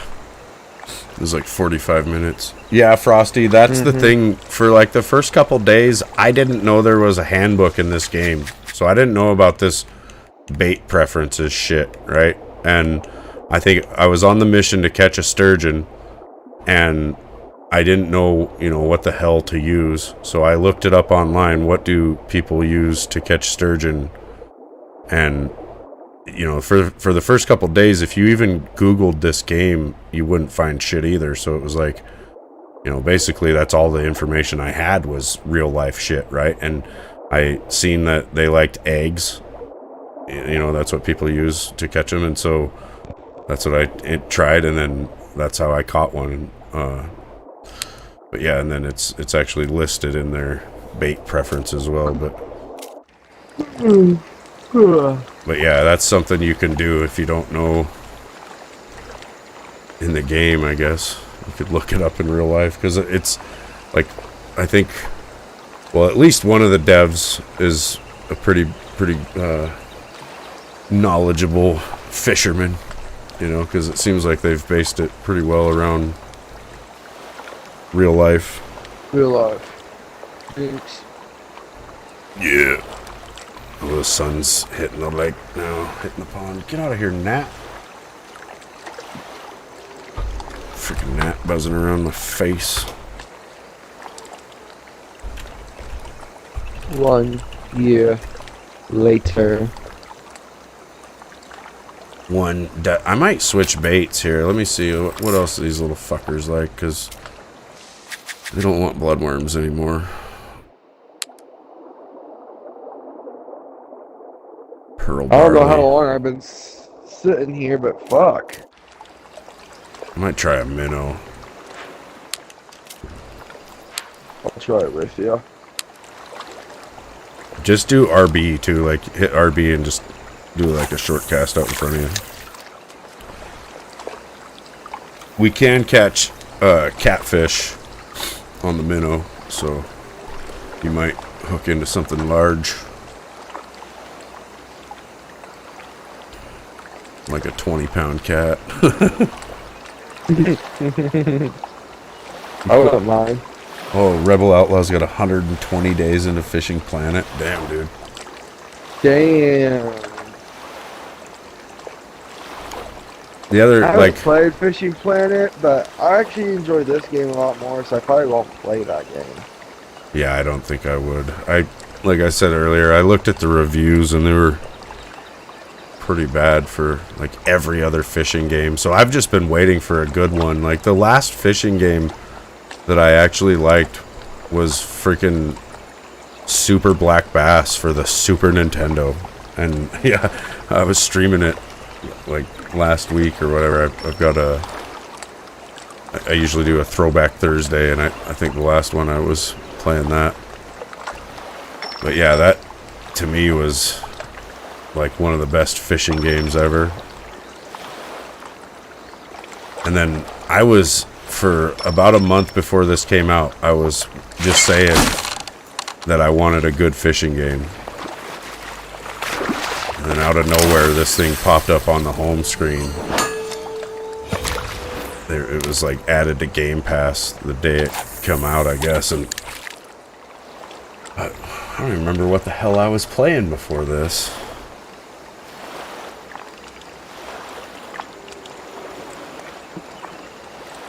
I think maybe I was just getting back into Outbreak again, or you know, playing Cold War a bit. Now that's like my break from fishing is going and playing zombies. So I don't burn myself out on the fish. Roger.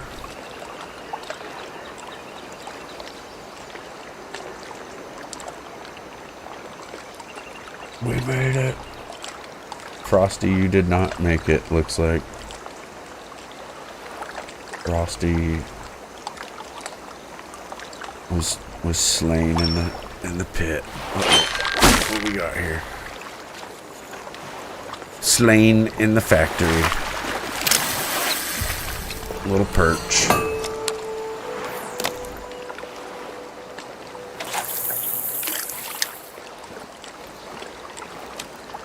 This is bullcrap. Where's all the goldfish? Like, I've got 2 labels of, well, it's diamond and, or perch and bluegill diamonds that I caught here. Alright, I'm back. Yeah. Rosda, you didn't make it. No. No, zombie. Wait, no, you made it, zombie. I didn't see your name at first.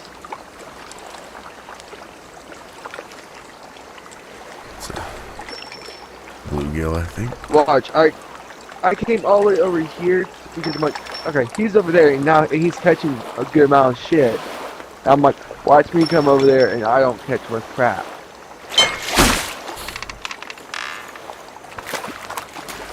This game does not like me.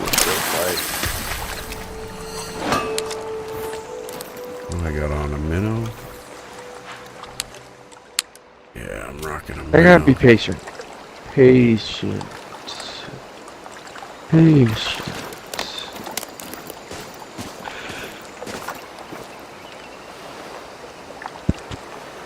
But let me hit the mic.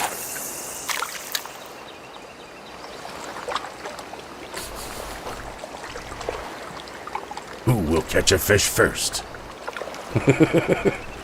Most likely zombie, folks.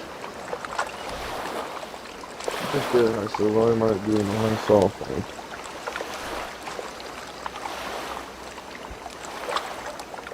Not the freaking piece of. I see a fish. Oh, my toe. My toe. Oh my god, it's My toe. just rolling right past your shit.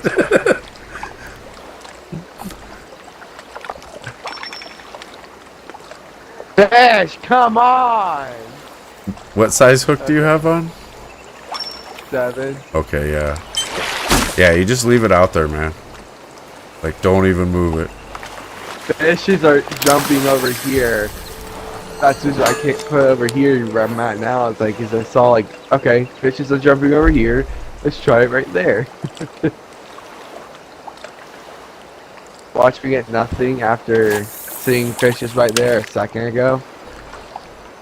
I think some of them How get are you spooked. catching all these fish? I'm on a size 9 hook, so I'm getting small fish, but what I'm hoping for is that, you know, because I'm catching all the small ones, you'll get the big one, which would be a gold.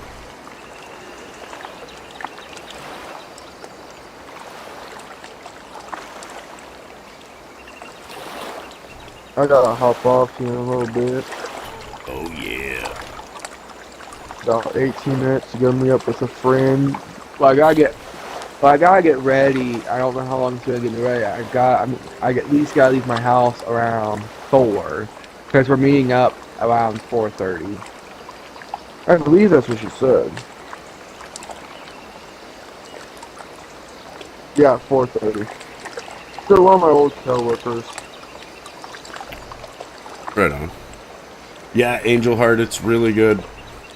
It's really fun. It's not really that hard. It's kind of difficult at first. One of the main things you need to know right away, like, write this down, take a picture, say, oh, hold on, let me catch this fish, and then I'll tell you. It's the most crucial information about this game. It's the most important thing. Another fish has slipped past my freaking pole. Oh, that's a big one. Whoops. Are you serious? Are you serious? So yeah, the most important thing you can do in this game right away is pause it, go to options, go to accessibility, and go to right here to accessible cast and turn this on. It will not be on by default. And it should be. Wait, Basically, what needs to be turned on? That's probably what my problem is. I think you have it already. It's called accessible cast. Oh yeah, I have it on. So without it on, if you turn it off, it's like sim fishing. So you got to hold to cast now. I have to hold left trigger, and then I have to pull the tip back and then throw it forward and let go of left trigger at just the right moment. And it's not difficult, but it's kind of tricky. And what I don't like is that I really struggle to do like a half cast. Like if I want to do just a short cast out here, you know, it's kind of tough to do, and it's really tough to like figure out where it's gonna land. You know, you just don't know like exactly where it's gonna end up. And with the accessible cast, whoops, it's instead of all that, you just hold left trigger and you get this power meter. And if you keep holding it, you know, it'll go up and down like this. Like you don't have to actually throw it, but basically you want to wait till the power meter is where you want it and then let go, and you'll just do, you know, you can do a short cast. And you can do more of a custom cast with that power meter. And then once you get the hang of the power meter, it's like, you know, you can really accurately place your lure or bait. Like, I can hit that cove over there.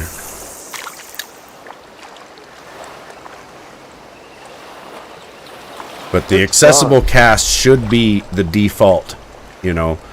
Basically, this game should have like a difficulty setting where normal mode would be accessible cast and hard mode would have the default, you know, because that's sim basically, and I don't think most people, you know, understand that very well.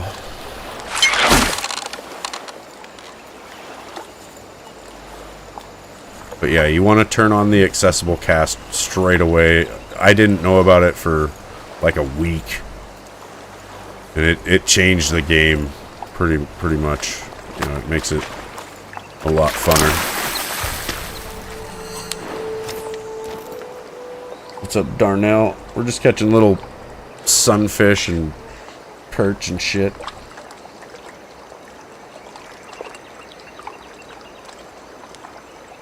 I think other things you can change in the accessibility is like, I change, you know, default it's going to be in metric, so I put it on imperial. Field of view, I crank up to 90. Boat assist will be on, which that makes it to where when you get near like objects and the dock and stuff, it slows your boat down. So I turn that off, and you know, you can like more freely boat. Yeah, that's pretty much it though.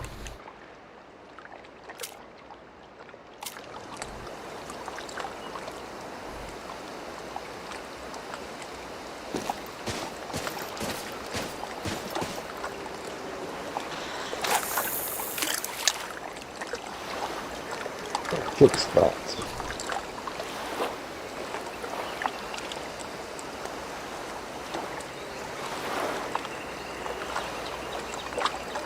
Are you talking about the Series S Carbon, Darnell, or the? I think there's talk of a Series X. Maybe it'll be like a Series X Carbon or something. There's like a diskless Series X coming now, allegedly.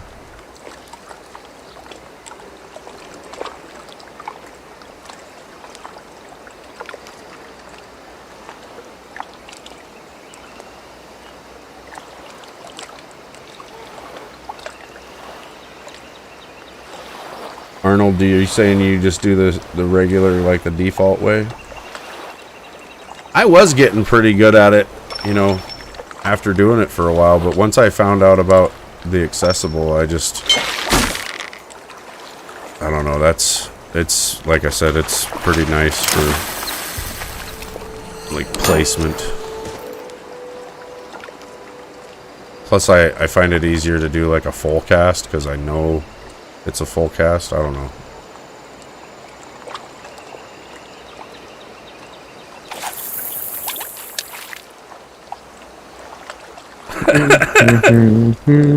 My bobber is touching your bobber.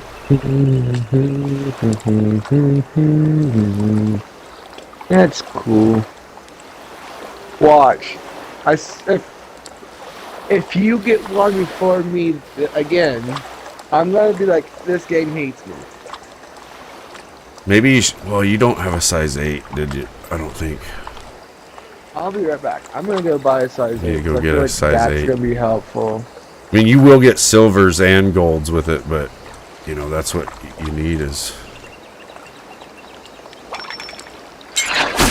As I get another, That's what's going this is on. looking like another gold perch. It's probably just a silver though. Silver. Yeah.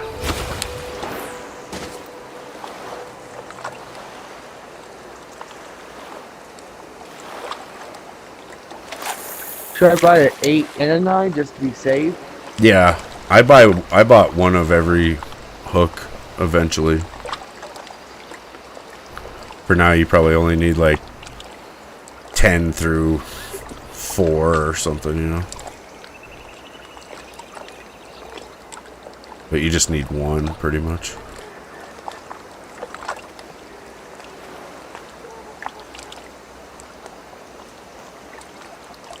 Yeah, they've changed Xbox Live. You know, there's no longer games with gold.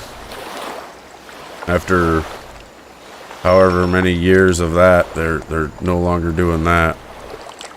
And then Game Pass has changed too. So there's like a Game Pass Core, which is like, I think it's $9.99 a month, and with that you get, it's like you get online multiplayer. You know, because you gotta fucking, you know, you gotta have. It used to be Xbox Live Gold basically to be able to play online. Well, now it's just Game Pass Core is what you need to play online, and then you get access to 25 games a month, or you know, during that time frame that you're subscribed to that. But it's like a select amount of games. I know Grounded was on the list. ESO, like Elder Scrolls Online, was on the list.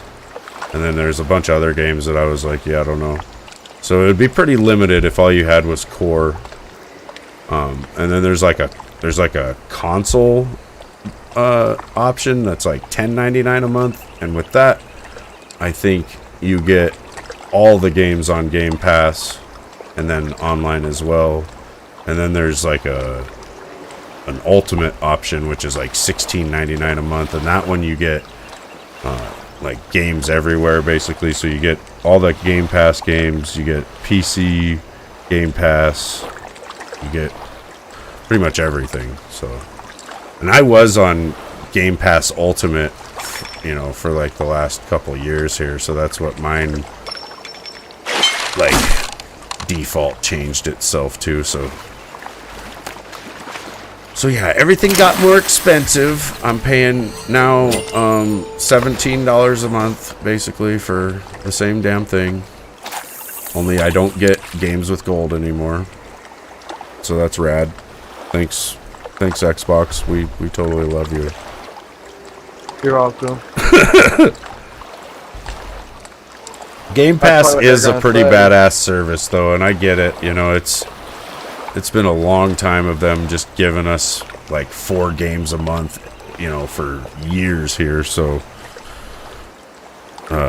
you know, with Game Pass, they're damn near giving you the games as well, basically. Because I mean, yeah, you don't own them, I guess, but you fucking can play them for as long as they're on that service, and most of them will probably stay on there for fucking ever. So. Or at least long enough for you to play through them and, you know, completely experience every bit of it, I guess. I don't know, gaming has changed so much, though, you know, it just right back.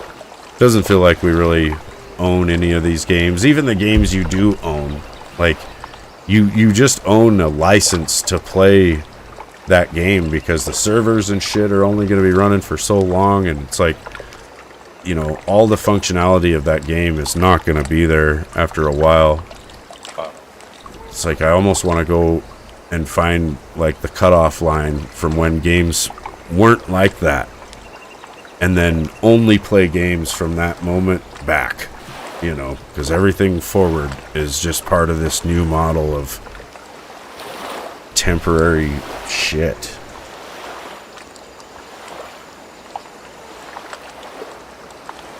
Yeah, Game Pass is like a library, you know, so like if I go my games and apps, you know, I've got my games that I've got installed here. Then I can go to full library and I can go to all my owned games, which I own 135 on the Xbox. Alright, I'm back. Then I can also go to Xbox Game Pass right here, and this is all the games on Game Pass. It's 389 games. What's up, dude? Welcome back. But yeah, I can just basically with Game Pass, you just install the game, you know, and it's like owning it. I mean, the only thing is you didn't buy it, and I guess you don't own it, but you know, you can install it, play it as much as you want, and you know, it's not like I don't like PlayStation Now because it's a fucking streaming service, you know, so it's like you're not really installing the game, you're streaming the game to your console, and it's dependent on your internet connection as to how good the game comes into your console. And if your internet has a little hiccup, the gameplay has a little hiccup, and I'm not going to sit there and try to play some platformer or any kind of game that can be, you know, screwed by my internet connection. Like, I want the game installed at least so that it's there on my system, and I'm not worrying about an internet hiccup screwing up my run or whatever. This fish is messing with me. But yeah, there's a lot of games. Like Game Pass, like I was saying yesterday, I think Game Pass is like the best value for your money if you're like gaming on a budget, you know. Like if you're just getting into gaming right now, you'd want to get like an Xbox Series S and then probably that Game Pass console version so that you could have access to all these games. Like there's so much here. Sea of Thieves. I mean, you could fucking start a no-life grind of Sea of Thieves for the next 2 years right now if you really liked the game, and that's what it would end up being, because I've done it. I've got fucking... Whoops, that's not what I wanted to do. I added that to play later somehow. Where the hell's the club? There it is. I'm back. Welcome back. Holy smokes, I was gone for a bit. Yeah, in Sea of Thieves, I've got 48 days played. 6 million meters sailed. 6 million meters, 7,000 kilometers. I would like to get a gold before I could get off in about 4 minutes.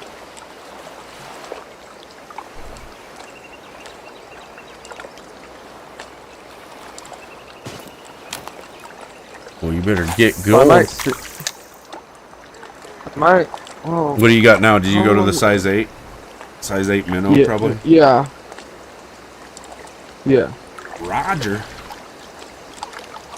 How far of a walk is it? To be honest, since it's up the road from me. Yeah, I have a love-hate relationship with Sea of Thieves because it's a good example of an online-only game that I don't... Like, I love the game, but I don't like that it's online-only.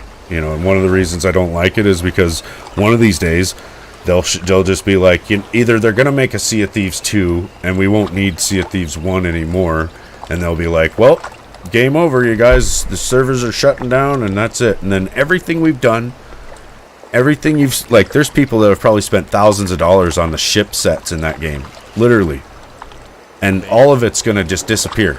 It's just going to fucking disappear. You won't have it anymore. And that's something I don't like. Yeah. Like, I wish it had... You know, I wish it was a game that when I put it in my console, I can go onto that world alone and experience it, and then generate some sort of history there that I could, you know, always go back and fucking look at. Like, that's what I have with all these games behind me. You know, some of them have little batteries in them that might need replaced every 25 years. But, you know, I can do that, and I'm always going to be able to play those games and have access to what I've done. But it's like, a lot of these modern games, either because they'll update the game and just totally erase what we've done and change it, or, you know, eventually they'll shut it down and it just won't be there anymore.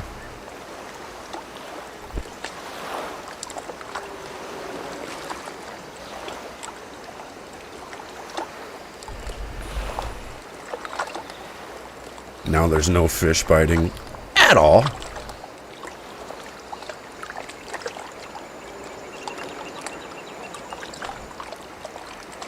I feel like there's going to be like, you know, modern gaming is just going to keep getting worse and worse with microtrans and all this bullshit. And it's probably eventually gaming is just going to straight up die. Because no one's going to want to fucking buy a new game. No one's going to want to buy a AAA title because they'll cost $150 fucking dollars and they're going to be a piece of shit. Yep. And then there's all these free-to-play games that are free, so no one's going to buy anything. Yeah, and then gaming is just going to die. There will be no pushing of gaming engines, no graphical enhancements, nothing. And then we'll have to go back to the good old days where, you know, the game developers will have to actually make really good games. Because that's what it used to be. The games just used to be really good, and that's what sold the games. Now it's just, you've got all these really good names. Yeah, I'll talk to y'all later. I have to do, unfortunately. Alright, I'll probably be back on after I'm done being ready if I have time, but no, I don't. Peace. I'll talk to y'all later. Bye-bye. Roger. Yeah, it's just like back in the day, you like companies could not afford to bring out a game that was bugged to bits. Yeah. You know, every mission had to work, everything had to work, because, you know, updates and stuff like that were not a fucking thing. Or they would, so, you know, and they would release a game in a shit state, and it would kill the franchise, you know? Yeah. People would just be like, oh, that's terrible. And then, yeah, that whole series would be done. And it would have been it for the game, for like the whole company. That was going to be the end, definitely. Yep. So, and yeah, but it's just a crappy thing, to be fair. It's like, just like on Call of Duty, back on Modern Warfare 2, like, you know, like that game is known for the trash talk in its lobbies. Like, people would become men in those freaking lobbies. Yeah. You know, I've heard kids cry and stuff like that, you know. Oh, yeah. It was like the most horrendous lobbies ever, and, you know, looking back at it, it was the funniest thing ever. Mm-hmm. But now, if you log onto Call of Duty, like I think it was a month ago, they implemented a system that you're always being recorded when you're in game lobbies. So if you say like words like pussy, fuck, this or that, whatever, boom, you get banned for a week. Yeah, they have in-game AI chat monitoring now in the new modern Call of Duties. So, yeah, if you say something, and it doesn't even matter. It's even in here. It's in the Xbox parties as well, dude. And a new thing that I've seen, like if I pull up my home screen here and just, well, I don't see it now at this moment, but it's like sometimes, like when I'm playing with people, dude, and there's, well, here it is right here. Parties and chat. Report in-game voice chat. This never used to be a thing right here. Nope. And it's like they're trying to make it way easier, you know, to report each other and shit. That's just a disgrace. You know, like, I bet in 10 years, or like not even 10 years, there's gonna be a thing where if you say, you know, like, let's say we played a game together, like you and me, and I'll say, like, you know, Cartman, you know, I didn't like that game, like you played, like you didn't play your best, and stuff like this, stuff like that, boom, I'd get banned for that, because I probably could hurt your feelings. Oh yeah. You know, people probably won't even talk to each other anymore, dude. Yeah. Because it'd just be a fucking liability. You get in trouble. One, it's like the Internet of Things. They're talking about how we'll be connected to everything, right? And eventually, you'll be connected to like your fucking water faucet and shit via the internet. And You Yeah. say something That's already a online. thing in here. You say something online that gets you banned for 24 hours from the game. It also gets you banned from the financial services, your fucking water faucet, your shower, Oh, your yeah. your refrigerator, Yeah. maybe, like all your shit. Basically, you get put into timeout, you know, and that's how they'll have us all, like, you know, thinking the same, and or at least only willing to, you know, say the same. I guess I don't know. Like, I see it's them not coming really with great how extreme it's going. control, man. That's all it Yeah. is.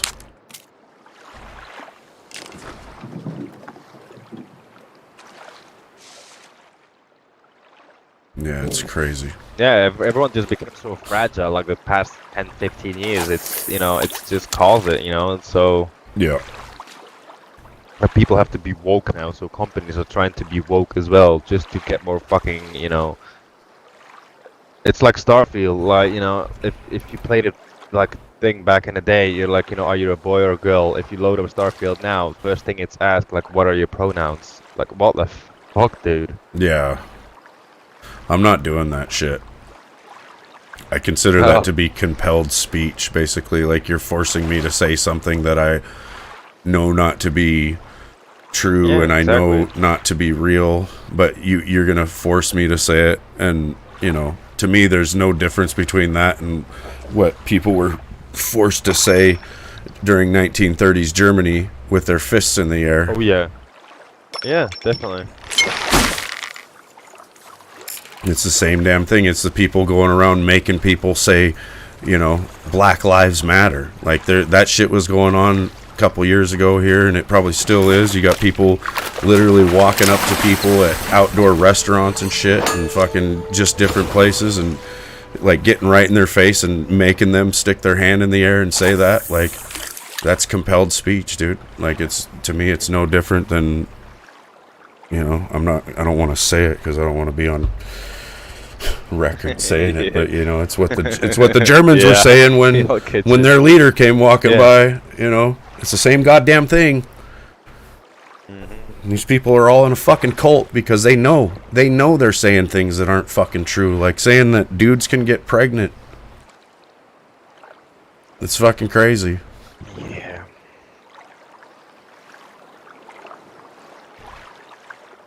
But we're the cultists, I guess. I don't know.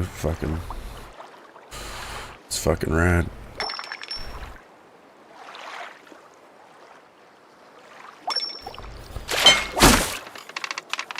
It's funny that, dude, we're basically just sitting here predicting the shit that's gonna happen in society with all this bullshit.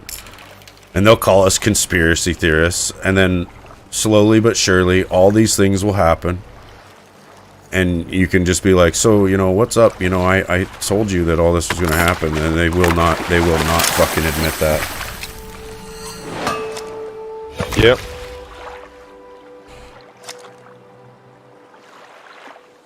Kale was in the middle of a high-speed chase with a red Ferrari. He said it cut through him and another car going like 130.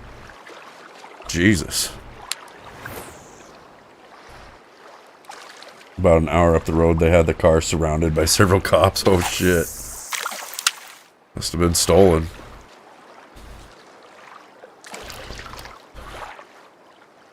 Yeah, I don't think I'll play Starfield just for that simple reason with them having that in there, because... Oh, yeah. As soon as I saw that, I just deleted the whole game. Yeah, that would have been... I'm glad I wasn't hyped for it or anything, you know, because that would have been frustrating to have spent like $100 and then get to that right away and realize, oh my god, I can't play this shit. I won't, you know. I will not be part of that system at all.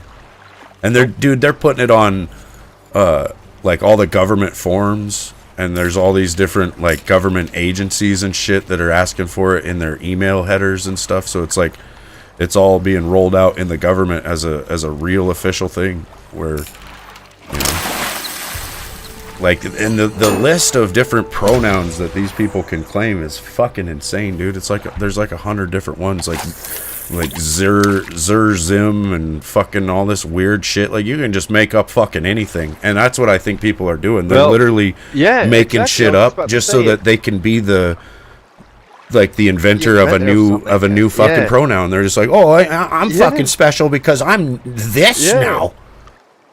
Yeah. And that's all they want. there's They gonna just be a want thing, some I only special like fucking people that like- status so that they can be Yeah. immune to scrutiny and fucking oppression and whatever. And it's like, and then they'll probably spend the rest of their life scrutinizing and oppressing everyone from behind their fucking Exactly. little banner of fucking safety. Yeah, exactly. And there's gonna be like people who are like, I like blonde men with like a brownish tank throughout their hair, with like only 5,643 hairs on their back. So I'm a this, and then they fucking just start bringing up pronouns, and they're like, oh, I'm this for a pronoun. You don't support it, oh, you're a hater. It's like, yeah, fuck off.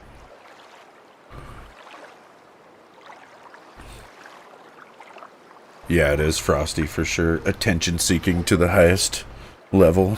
Yeah, it's like I said, if I wanna fucking say it out loud. I don't give a shit if I get cancelled or not. Personally, if my kid comes home, Dad, I'm gay, or like whatever, I don't mind. But if he comes home with that bullshit, we're gonna have a fucking talk. Yeah, You know, if I have a son and he brings home a boyfriend, I would not mind. I'll make jokes about it. He's got to learn to live with that. But I'll be fucking fully supportive 100%.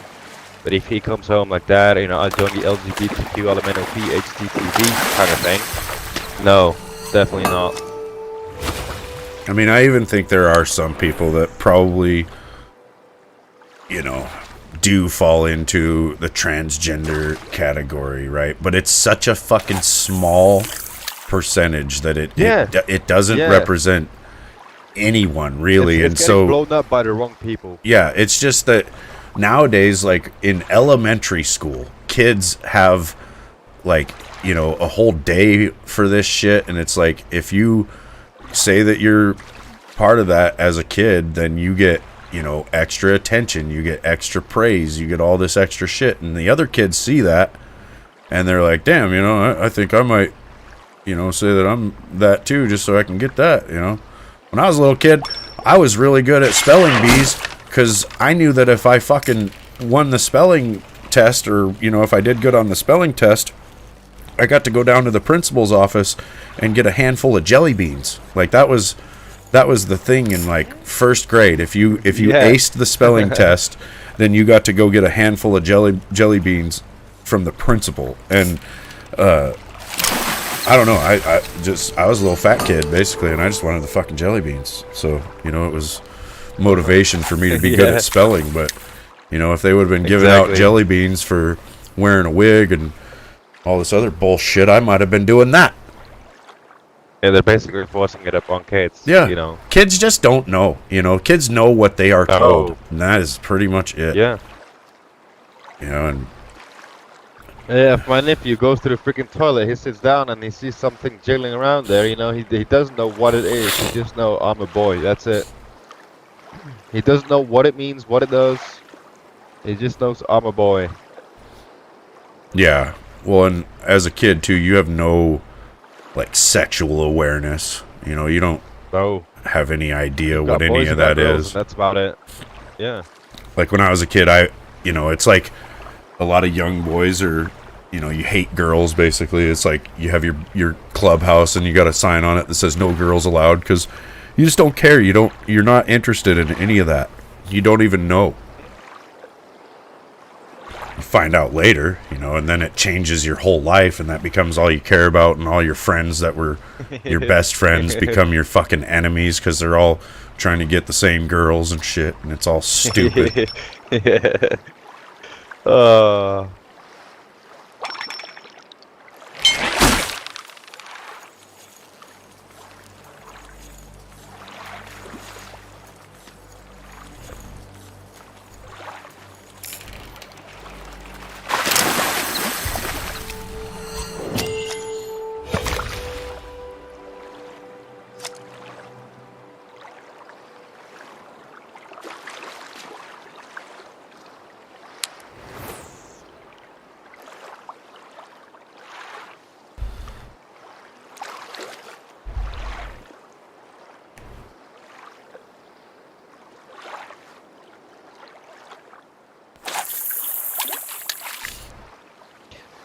But yeah, the world. That's also like one of the reasons why I may never have children. Because I'm just scared in what world that they'll grow up. Yeah, I hear a lot of people say that. I mean, it's a valid. Yeah, I'd love Point, to but- have children. I'd love to, but I'd hate the fact that I'd go to that freaking school, you know, for my 6-year-old kid, and you know, if I see that shit, what they're bringing home now, like as homework and stuff like that, I'm gonna lose it. I'm gonna absolutely lose it. You just got to teach your kids, you know, what you want them to know as far as all that goes, and Yeah, well, it's yeah. the thing is that the way I see it is there's all these other people in the world that they're not even like subscribed to these notions. They have no fucking idea, you know, like no one is telling, you know, all these other nations that, you know, their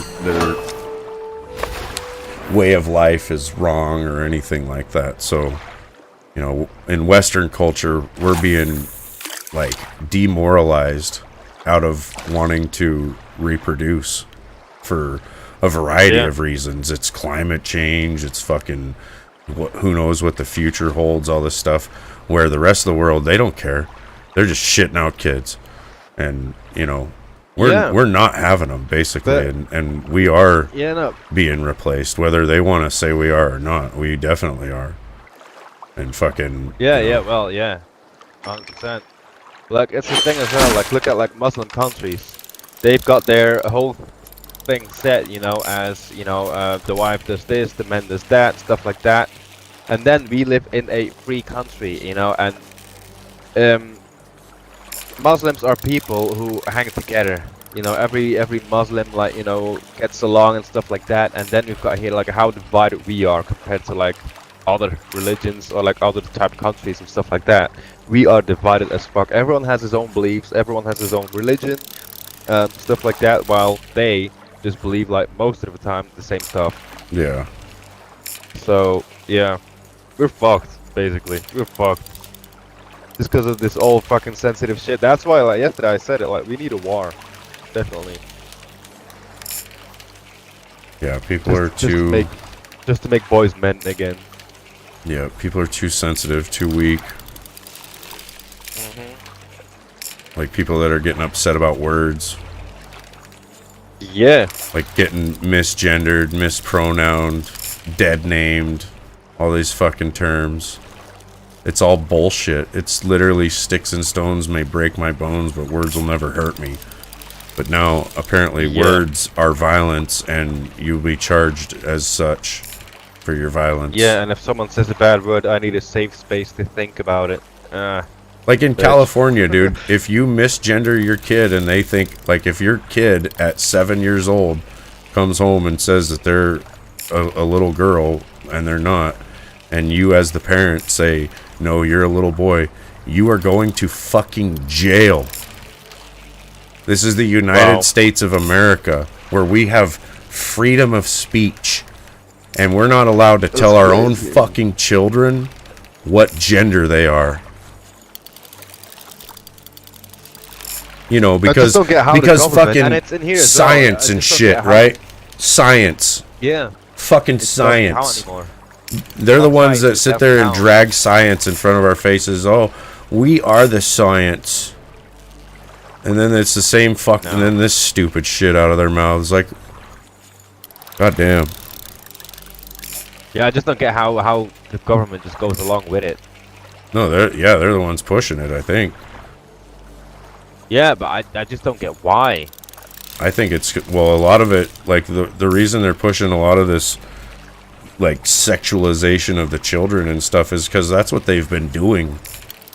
They've been doing it for a long time, and I think, like, the Epstein client list and all that shit, it's all going to come out eventually. And it's going to come out that these people have been, you know, having all sorts of weird sexual relations with children. And, you know, basically by the time that comes out, they want to normalize it in society so that they will just be seen as innovators and not as evil fucking pieces of shit. Like I don't know, man. Honestly, I feel like we're coming up to a big event in life, in society, where we're gonna have to make a choice on whether or not, you know, we allow this shit in our culture. And that is gonna mean some hard fucking decisions, and some fucking terrible things are gonna have to happen. And oh fucking well. You know, because they don't want any different for us, honestly. I see it. I see the writing on the wall. And I hear them loud and clear. I know what the fuck they intend to do with us. So fuck them. I don't give a shit. Like, they'll have to go ahead and kill me. Hey, K-Quad Gaming, what's up, man? We're just talking about fishing.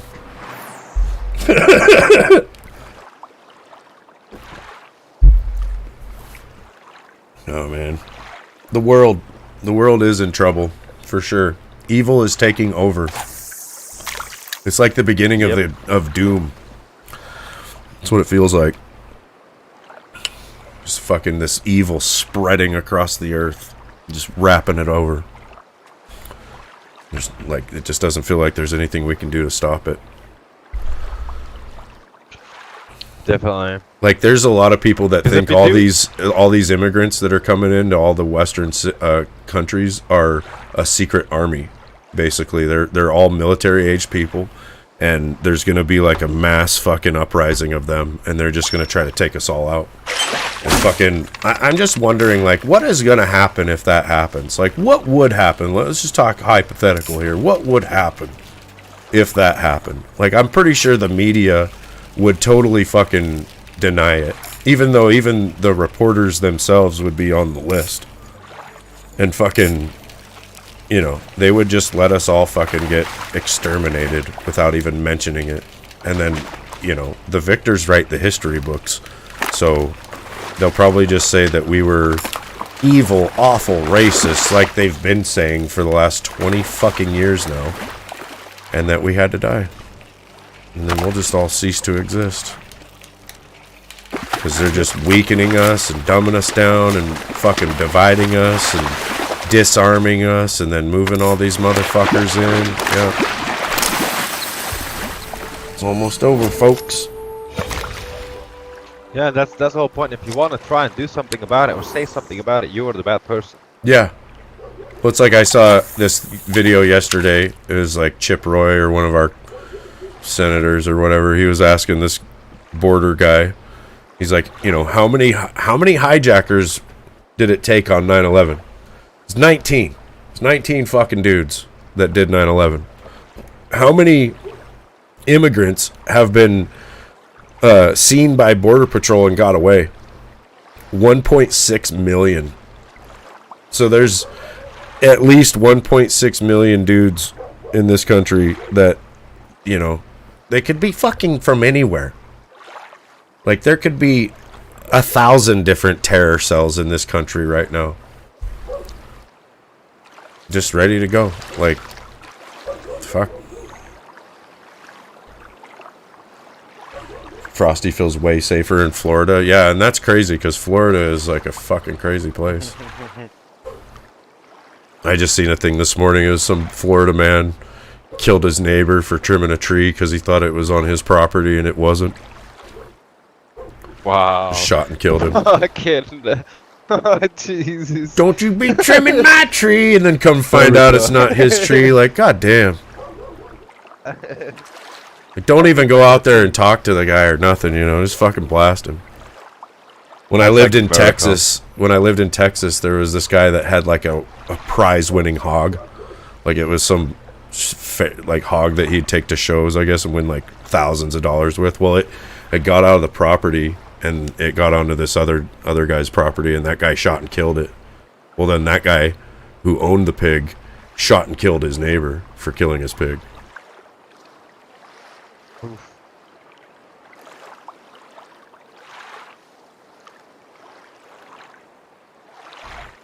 Yeah, exactly, Arnold.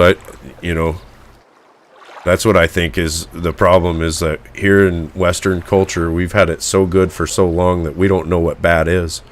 And then we've got people coming from parts of the world where it is bad.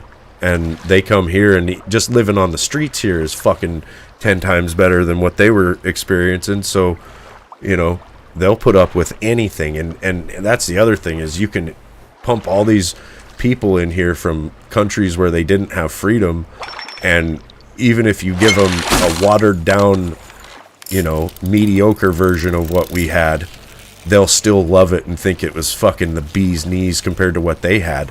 So, you know, that's where we lose part of our freedom, and it gets fucking accepted by our fucking population, because a lot of our population is made up of people who didn't have the freedoms that we had, you know, and they don't understand. Like the young culture, you know, the young people of today don't understand what it was like before 9/11, before the fucking TSA. You know, you could just go fly. Like, you went to the airport, you fucking went up to the counter and checked in your bag, and then you walked straight over to your gate, and you were just there in the airport. There was no security of any kind. You know, and I don't know that we are safer because of that security. You know, we got motherfuckers sitting there get to scan our nuts and look at our fucking whole body naked. And, you know, for what? Have any of you tried to fucking take a plane down? No? So then why do we need this shit? You know, oh, because some motherfuckers tried it 20 fucking years ago, right? So we lose our freedoms because, you know, honestly, because they let that shit happen. And that's what's going to continue to happen. You know, they'll keep fucking making up bullshit and allowing things to happen that scare us so that we fucking agree to give up a little bit more freedom. And then, you know, eventually we'll just wake up one day and fucking this weird dystopia where we're completely controlled and monitored and not allowed to fucking step out of line, not allowed to say anything out of line.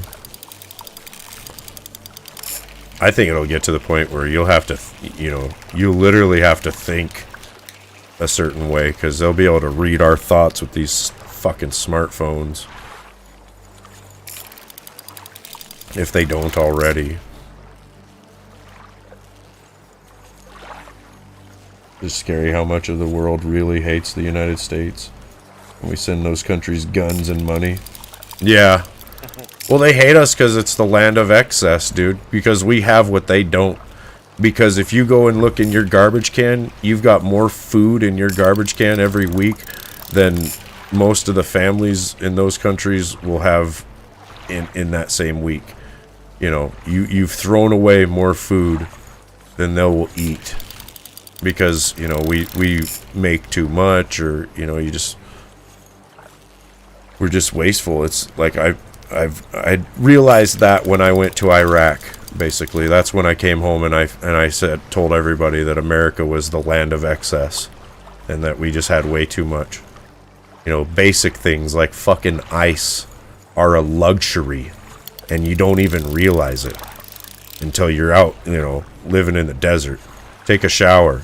I went 52 days without a shower. That's when I found out that a hot shower is a fucking luxury that I had at my, you know, at my beck and call whenever I wanted my whole life, and just didn't even think anything of it. You know, but you watch Iraqi women walk down to a river with a fucking huge ass wash tub that you would probably struggle to pick up, and they pick it up full of water and pack it back up to their house, and then they come back and they do it again. And, you know, they see them do it 3 or 4 times a day, and they got to every fucking day, and they don't even have any, they probably don't even have any knowledge of a shower. What the fuck is that? Hey, Fire Rat, what's up, dude? Yeah, that's why I'm so irritated with all this shit, Arnold. I mean, I'm sure everybody is, but I'm a little more so, I guess. Like, I actually enlisted in the Marines on 9/11. It was a fucking pure coincidence. I'm from Montana, you know, so I wasn't anywhere near the attacks or anything, but I was in the MEP center that morning waiting to go upstairs and take my physical and finish, like, swearing in and doing all this stuff, and I was sitting in this lounge waiting to do that, and all of a sudden this guy came running in and said to change the channel on the TV because something had happened in New York, and so we changed it to the news, and there one of the towers was burning. And then fucking we watched as the plane came in and hit the other tower. And so, you know, I was going to join the Marines for a lot of different reasons, but a war was not it. And then that happened, and like most people, I was pretty convinced that we were attacked and that somebody had to pay for it. And so I was really gung-ho about joining then. You know, I felt like I had a fucking real reason, so I was ready to go. And then, you know, I didn't just go to boot camp that day, though. I had to basically go home for about 2 months and then wait for my, you know, actual ship date, which was like November 5th, or it was, I think I shipped out the 4th. And then went through boot camp, and we pretty much knew there was a war escalating. A lot of the guys that were already in the service were probably heading over, because I think pretty much the day after, like within the week of 9/11, we had troops in Afghanistan. And then, like, a lot of the guys that I went through boot camp with, we went through boot camp, then we went to the School of Infantry. And after the School of Infantry, I went to LAV school, where I learned how to operate the LAV-25. But the guys that I went through SOI with that didn't go to LAV school, they ended up going straight to the fleet, like, you know, 6 weeks before I did. And those guys deployed to Afghanistan. And they were in Afghanistan for like 6 months. And then as they were coming home from Afghanistan, they ended up going into Kuwait and waiting to go to Iraq, and then the Iraq war started. So there was guys that I went through boot camp with that, you know, basically were on their second tour going into Iraq. And yeah, it was just fucked.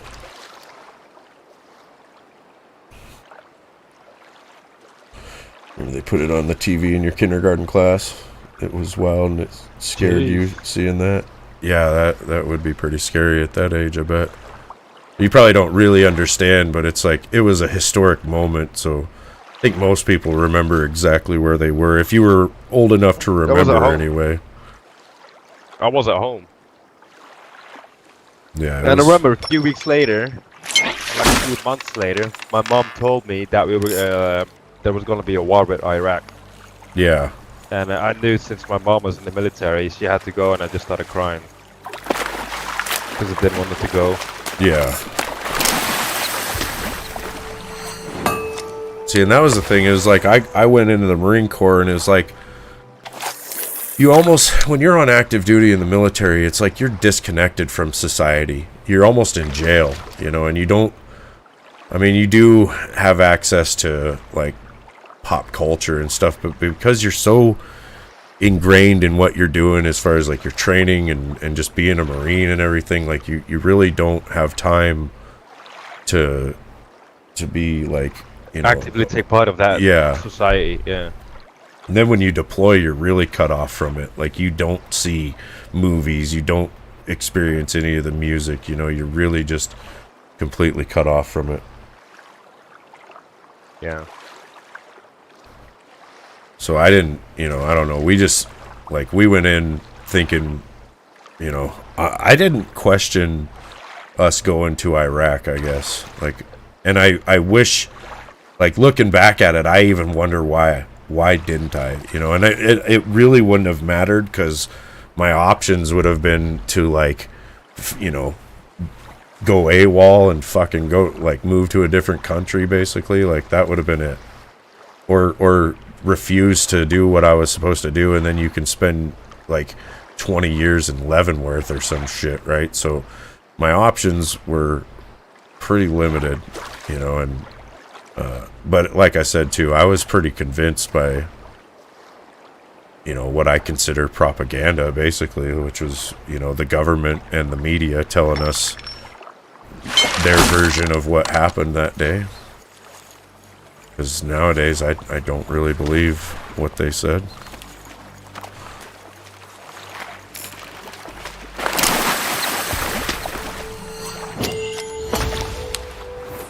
Thanks, Fire Rat.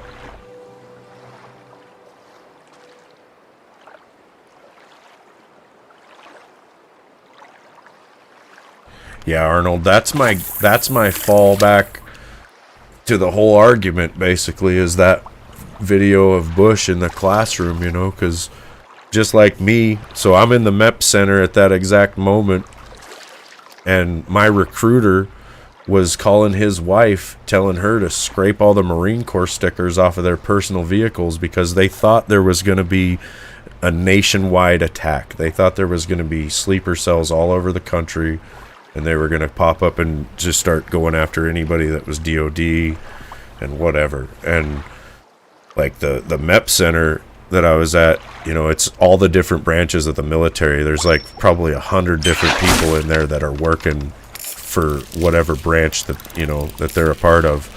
Well, it went into lockdown, and like 90% of the people there went home. It was only the people that were in the Marine Corps that stayed at the MEP center that day that I was at. And then there was 3 of us that were trying to enlist in the Marine Corps, and we were the ones that stayed as well. And everybody else, like the kids that were trying to join the Navy, the Army, the Air Force, and the Coast Guard, they all left. All the personnel that were in their branches left. So it was like you were in a huge building with almost no one in it, you know. And then they swore us in. So there, in the state of Montana, there was 3 people that joined that day, and it was all of us enlisting in the Marines.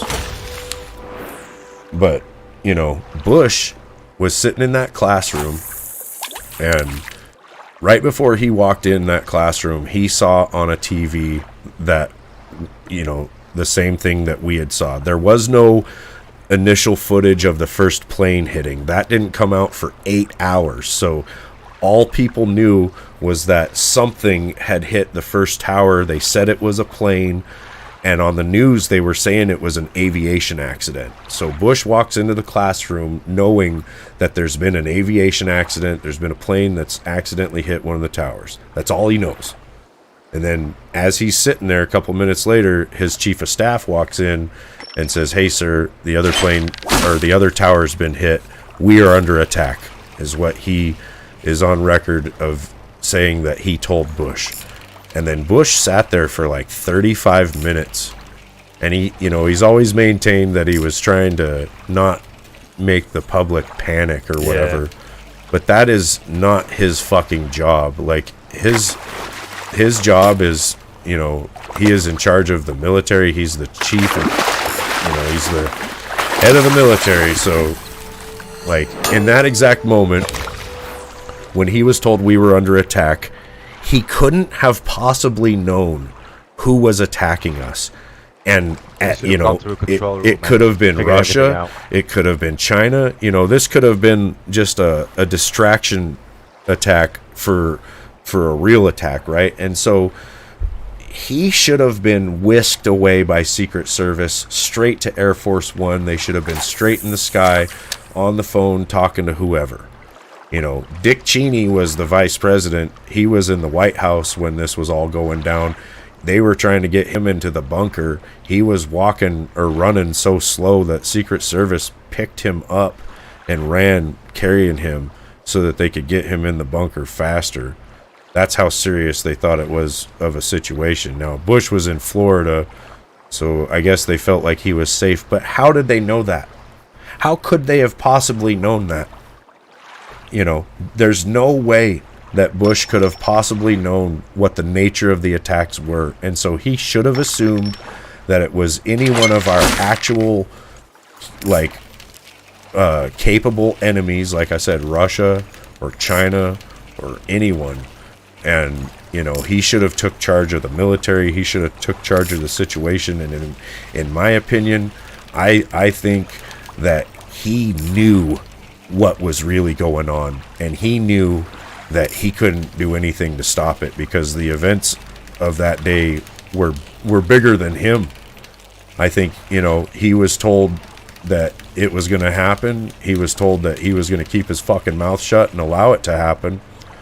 And that was going to be that, you know. And then they did. They allowed it to fucking happen. And also what a lot of people don't know is on 9/11, there was an a war game going on where our military was simulating the exact thing that was happening. And there was fighter jets that should have been there on the East Coast to shoot down these planes. They were in mid-flight, 1,000 miles away, pretending to do what they were needed to do. And the air traffic controllers that day were confused by the situation because they thought it was part of this drill. There's so many weird fucking things that happened on 9/11. Like Robert Mueller becoming the head of the FBI on 9/11. The day before 9/11, Donald Rumsfeld came out and said that the Pentagon had lost $2.3 trillion. And then 9/11 happens, and no one ever mentions that money being missing ever again. You know, if you're fucking missing $600 on your fucking taxes, the IRS will show up to your house with machine guns and fucking kill you. But the government can lose $2.3 trillion. That's like, it's like 2,300 million millions. They can just lose that. And oh, you know how they cover it? Oh, we'll start a war that never ends. Fucking send thousands of people to their fucking deaths or to get fucked up, and you know, and just continue doing that in their face for the next 20 years, and then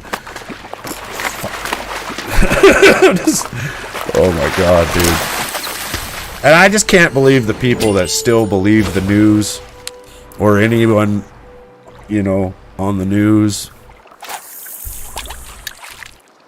I don't know, man.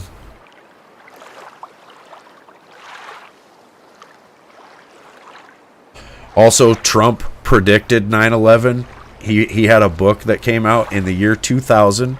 He probably wrote it in the year 1999, but he literally said that he was worried that 9/11 was going to happen. And what he said was he was worried that terrorists were going to fly a fucking plane into a building or something. That's what he said.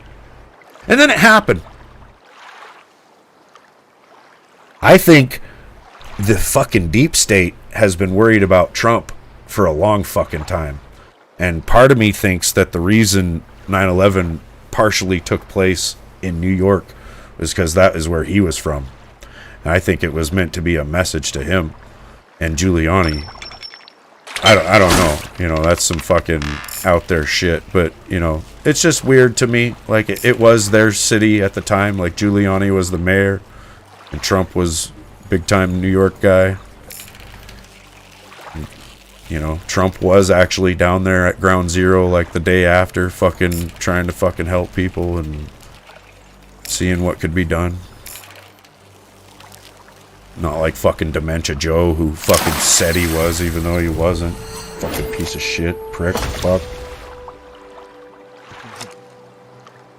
He might be, dude. Some people say that Trump is a time traveler. Maybe.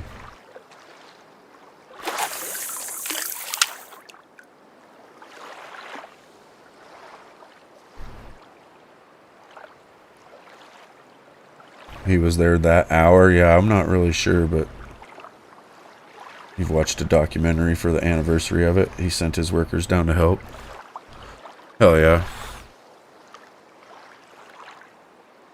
I mean, everybody came together. That was what was fucking crazy about 9/11, as well as that, like, it really did unify this, or unite, you know, this country. Like, there was, like, everybody was all riled up and pissed off and proud to be an American, basically. And,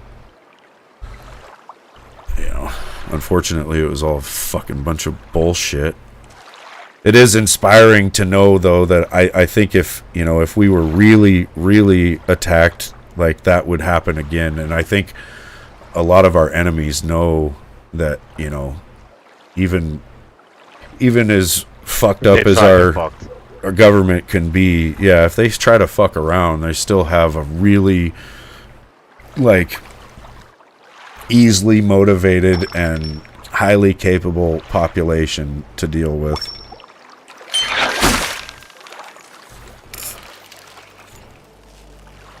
Yeah, we ain't going down nicely. No fucking way.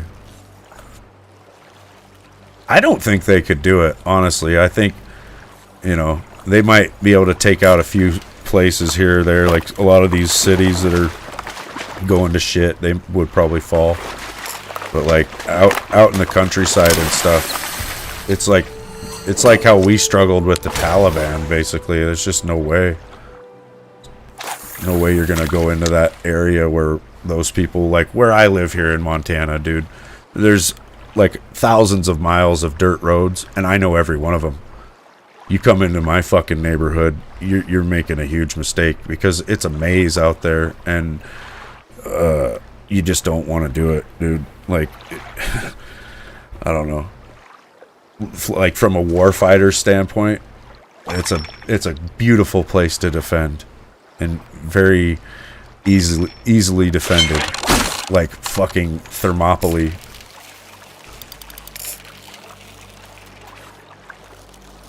Like, I would not want to be an offensive force trying to come in here and take this. No fucking way. You'd be looking at a lot of casualties. It would be demoralizing just looking at it. You'd be like, fuck that. Not going in there. It's like, you know, our troops going into some of these places in Afghanistan where we had, you know, our bases down in a valley, and then you're looking up a fucking mountain on like 5 different sides, and the enemy's just on each one of them, so don't worry about it. But, you know, basically, yeah, you better worry about it. Like, that was the reality for a lot of our guys over there. They just could not take that fucking place. Maybe they could have if they would have been allowed to, you know. There was a lot of that as well, unfortunately. And like the first few years we were making good progress, but then politics got involved, I guess.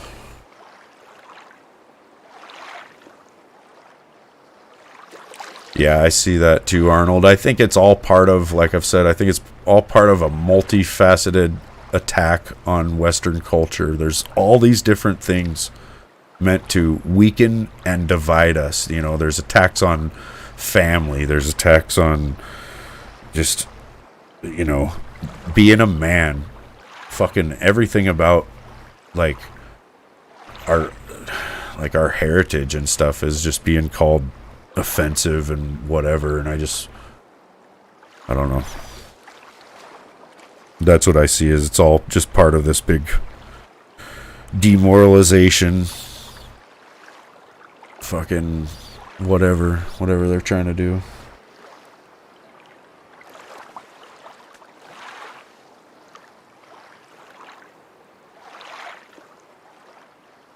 It pisses me off, dude, because I really wish people could just get along. Like, god damn it. There doesn't need to be any of this, you know? Like, yeah, there's always going to be competition for resources and stuff, but like, we're so close. Yo, zombie. Yeah. Oh no. Yeah, no, my Xbox is doing weird shit. I thought it froze. I think it's I don't know. Nope, I just got kicked off the game. So that's all good. Sorry. Good. But yeah, we're so close technologically, I think, to, like, you know, being able to make everybody's lives like a lot better. It just feels like these fights for resources and stuff are really pointless. Like, I got sent to Iraq over some fucking barrels of oil, and we're about to have nuclear fusion, which, you know, probably should have been a thing a long fucking time ago, but they're starting to figure it out, you know, and it's like, once they figure that shit out and mass produce it, who knows what the future will be like. They have little fusion powered cars and shit. You won't ever have to fuel up. You know, it's just like, how will they charge us for energy in a world where it's free?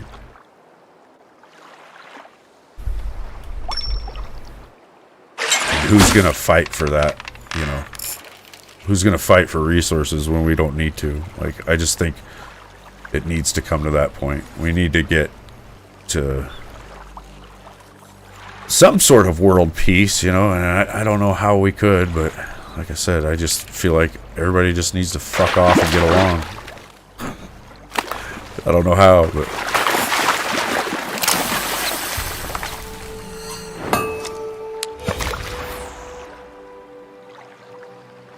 Yeah, I know Nikola Tesla thought he could have like wireless electricity and that they could charge the the atmosphere with electricity basically that wouldn't kill us, you know, but would somehow power our devices and shit. They think that'll be a thing in the future as well, like all of your electronic devices will be wireless. And you know, you'll be telling your grandkids about how we used to plug shit in and they won't believe you. Tesla's story is fucking weird too, right? Like his death was really fucked up and like mysterious. And then the government went in and like secured all of his fucking files and a lot of his like different fucking things that he had made and shit. They think he was, you know, onto some crazy shit that they didn't want us to know about. Like, sometimes I really wonder if there isn't some weird, you know, breakaway civilization that would be aliens to us, right? Like, we would interpret them as so futuristic that it would be like, you know, they were aliens. But really, it's just humans that have, been, like, having access to technology without a limit. I think we're being given very limited technology. We were supposed to have flying cars by now. Uh-huh.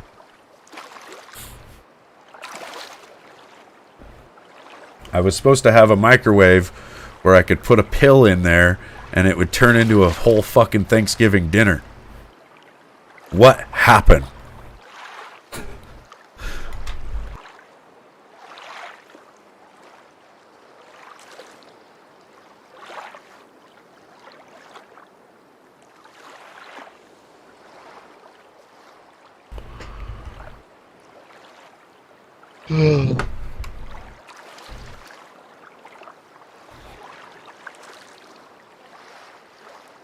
It's like when I was a kid, I've said this before, but when I was a kid, you know, I'd go to the library and check out a book on conspiracy theories, and fucking there was Area 51. And now, I just go on Google Earth and look at it. And I'm just like, you know, the difference between a conspiracy theory nowadays and reality is about 6 months. Yeah. Like when Trump said that the virus came from China, they were like, That's a conspiracy theory. It didn't come from there. You're racist. You're all these things. And then, you know, it come out, well, yeah, it did. Well, okay. Well, then it really came from like this pangolin had sex with a bat and then it landed in someone's bowl of soup. and fucking, you know. Nope, they were creating a fucking biomass weapon. That's what they did. Yeah, it just happened to be exposed in the town where they have the Wuhan Institute of Virology. It just happened to happen there for coincidental reasons.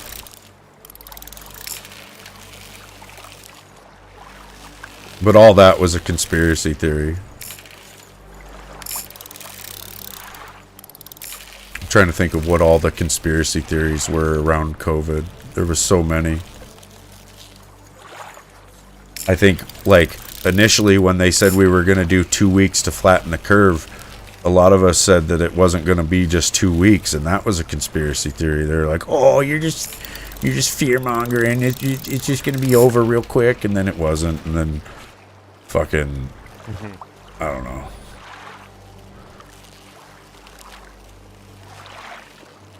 Or it's like when they first come out with the vax, I was like, oh yeah, they'll probably make you get more than one. Oh, hey, you're a conspiracy theorist. Then they did, and it was like, oh, now they're probably going to make you get a third one. No, they won't. And then they did. Oh, now they're going to probably make you get a fourth one. No, they won't. Okay. Put your tinfoil hat on, motherfucker. I'm just like, yeah, where's your fucking punch card at for your fucking jabs? Which one are you on now? 6?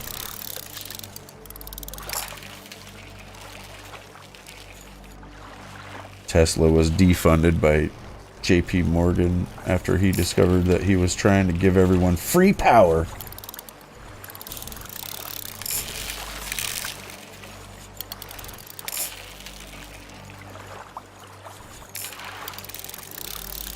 I've heard, this about the oil industry too. It's like, if there was ever fusion or anything like that, they would hide it from us because they're gonna want to sell every bit of oil out of the ground. And it's like, I think the oil industry is probably the main investors of all these electronic vehicles that they're trying to push us to. And so it's like, there's all this pressure on the oil industry as of late, which has caused the gas prices to go up to record highs. And in turn, the oil companies are making record profits. And it's like, you get these people in office that say they're going to go after the oil industry. And what they do is make them a shitload of money through the sale of gas because it's fucking really expensive. Then they also make a shitload of money because they're trying to force us all to buy EVs. They're talking about the U.S. military will be full EV by 2030. And I'm like, so when does our electric tank come out? Because I haven't seen fucking nothing. And I really am terrified to see an EV tank. Because it's going to be a piece of shit. And such a hazard, too. Like, what the hell? How are they going to do that? Like, the fire hazards that these EV cars are. Imagine a tank. Like, how much fucking battery power is that thing going to need?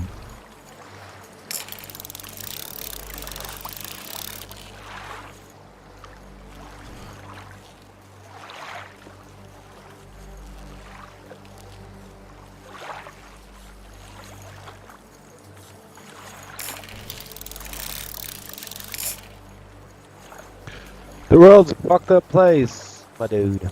Yeah. Our whole life is being decided by fucking some morons who just want to make some money.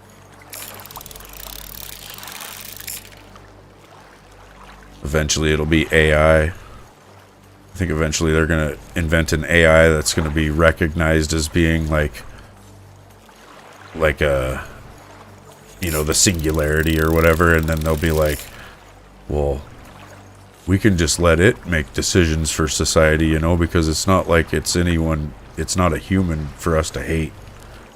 And then it'll be considered, all-knowing and unbiased, and you probably go to court and, the AI will just look at your evidence and the prosecution's evidence and just spit out a fucking little piece of paper that says guilty or not guilty. Or maybe they'll have you in the chair already, and it's like either you get zapped or you get released.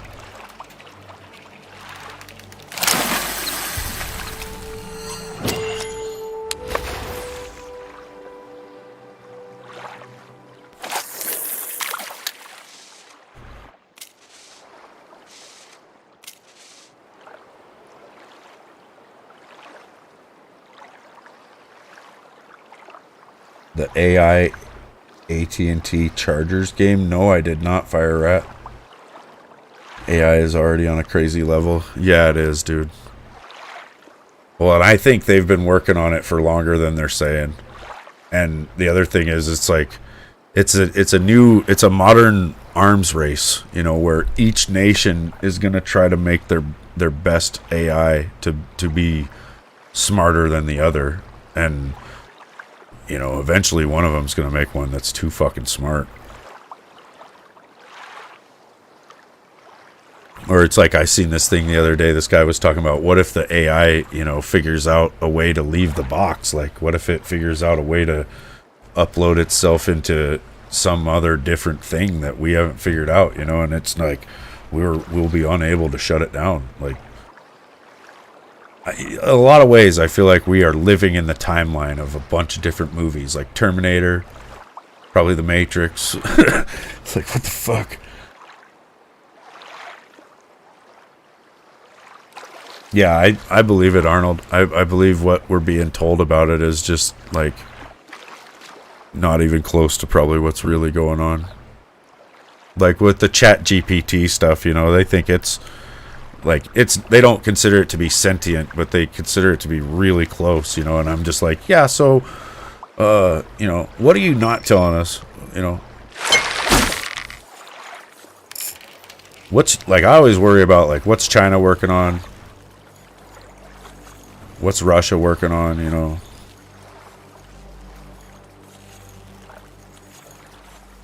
And there's fucking probably 100 other nations that have the capabilities to mess with it too, so.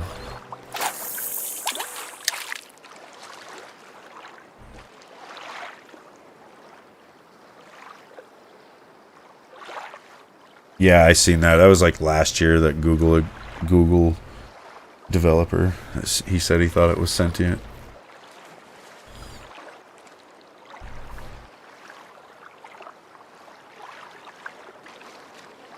Yeah, they'll probably put the AI servers on the moon or some shit. And then we'll have like AI controlled robot armies being built on the moon and drop shipping in to fight us. They'll just harvest, you know, ore from the moon and create them all up there. In a world full of AI invented robots drop shipping from outer space, we are all fucked.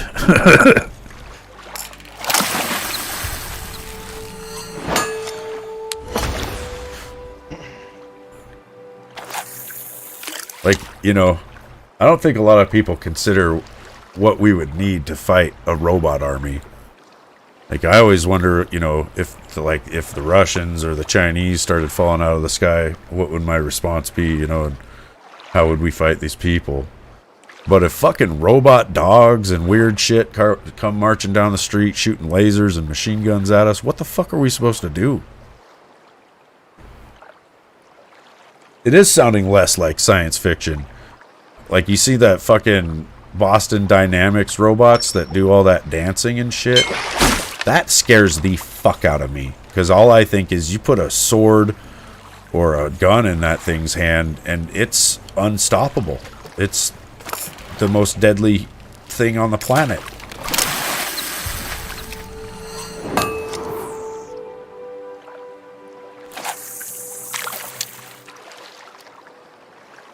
It's like the game Advanced Warfare, you know? There's probably going to be some fucking private company that just starts rolling out a robot army and starts trying to take over shit. Don't do it, Elon! I don't think he will, but you never know. Clone Wars in real life, yeah, dude. We're gonna need some real Jedis, like, fucking soon. That's the thing, you know, maybe that's gonna be... I mean, Jesus Christ, dude, it is like the Matrix and Terminator, right? Because in the future, we'll probably have to augment ourselves with machines to be able to fight these things. Just to even have a chance.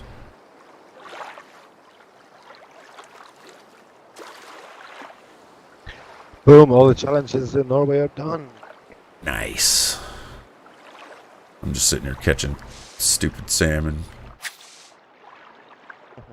I do have 47,000 credits, though. I'm at 19,000 now. Oh, yeah. Actually, I'm going to put a big hook on. I've been sitting here with this size 1, just screwing around. Let's go to the 4-0, the 4-aught.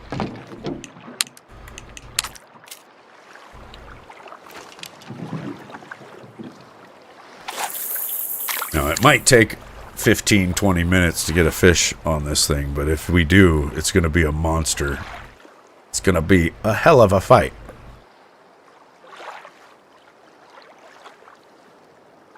It's a new movie that looks really good about an AI war.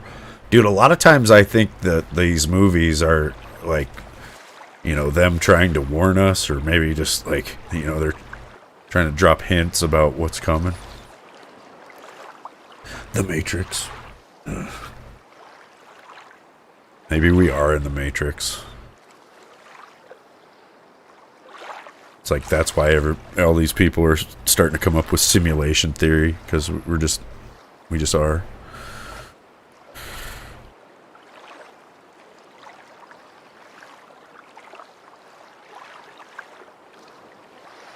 It's rules of engagement. They have to tell you what they're gonna do. That's interesting.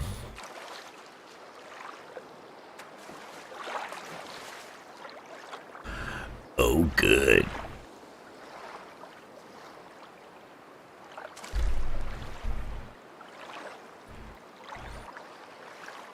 I don't want to fight a robot army.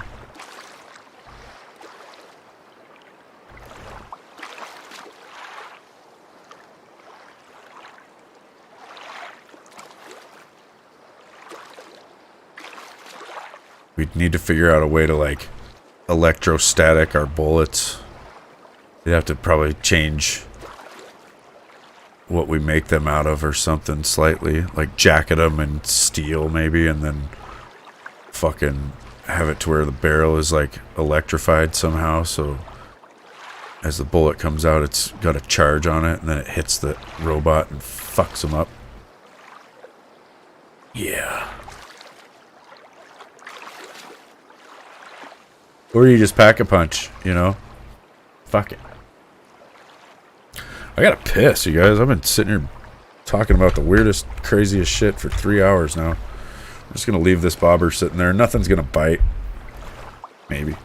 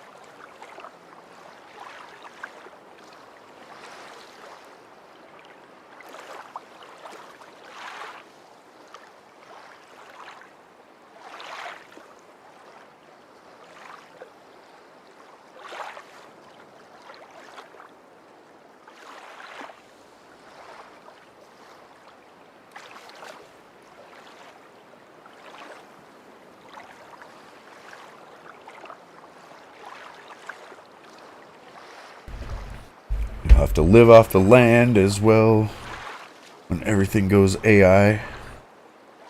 Yeah, I'm worried that zombie. that... That's me going off, because I can't really do much on here anymore today. Alright, then.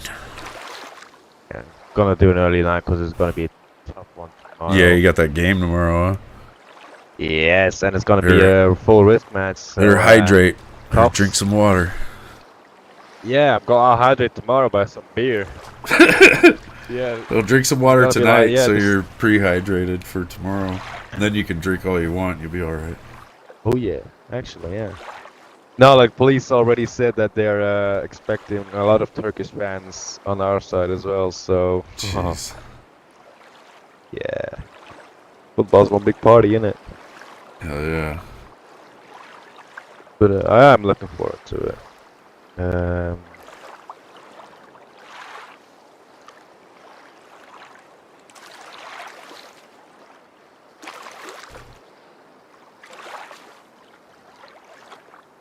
hopefully it's a good game too. You know, I don't know. other than just Oh, the we don't really care about the game, to be fair. It's yeah, because it's a hate game as well. We call it a hate game because the Turkish fans already said that they want to get payback for what happened in 2015. Oh my god. So yeah, looking forward to it. Heck yeah. Here, I'm gonna send you a picture of what was last year. Xbox. Are you still streaming, by the way? Yeah. Oh, lol.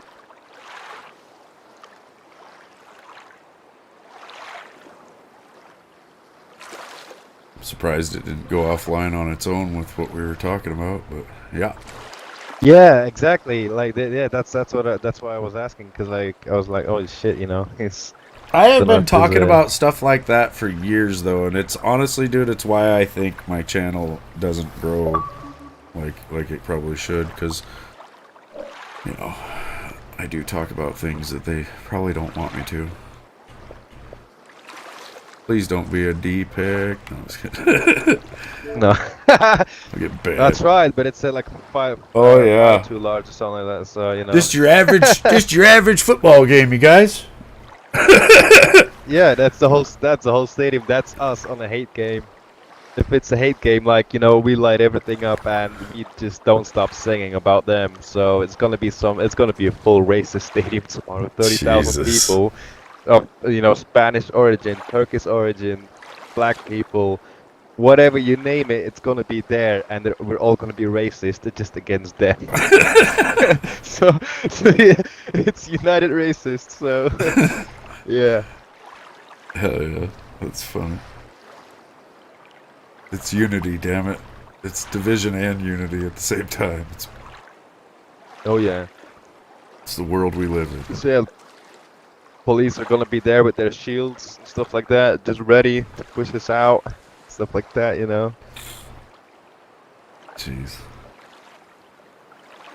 Yep. And that's what the Turkish people want as well, because if we misbehave on our home ground, we get fined up to millions of euros Yeah. by the UEFA, which is like the confederation of what football stuff like that. So that's what they want. So but we don't back down. We're gonna go boom straight in. So yeah, I'm looking forward to it. I'll catch you on Friday then probably. All right. Well, be careful, man. All right, yeah. Yeah, definitely. I'll be all right. I've got 30,000 people backing me up, so. Hell yeah. All right, see you later. See you, dude. Bye-bye.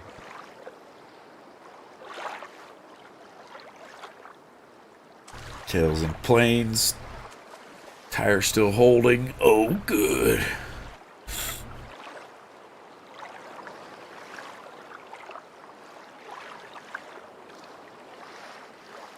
They have a big soccer game tomorrow. It's Belgium versus Turkey, I guess, and the last time they played was in 2015, and there was like big brawls and shit. So it's like expected this time, and the cops have been telling the people there that the Turkish fans are buying tickets on their side. So there's a high chance of violence. and Jeebus is like, "Yep, we're just all going for it." Basically, like everybody's. He said there's going to be like 30,000 of them, and probably like 2,500 fans from the Turkish side. So that's going to be the offset there. That would be kind of crazy. Imagine going to another team's stadium, and there's 2,500 of you, and you're in a stadium with 30,000 people. Like that's like it might as well be the Roman Colosseum, Just lock the doors. And we'll just have a battle royale. But I feel like the 2,500 are always going to lose. That's not fair. Is that a giant? No, that's a bush or something over there. Oh, that was a fish. was a huge fish on the surface over there. And my sinuses are like acting weird. They keep clogging and getting all stuffy.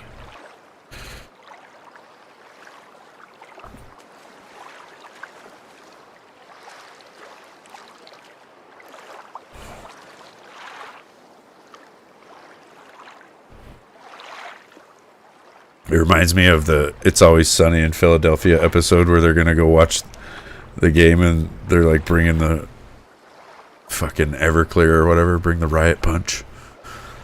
He's like, what do you want to remember it?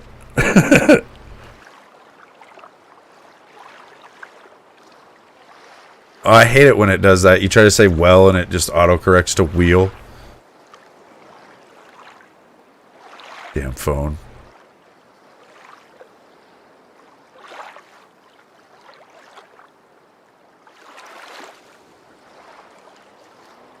Everybody's out here in this spot. Crush them all. Kim Jong-un. What if that's the real Kim Jong-un? He's like the only guy in North Korea with an Xbox account.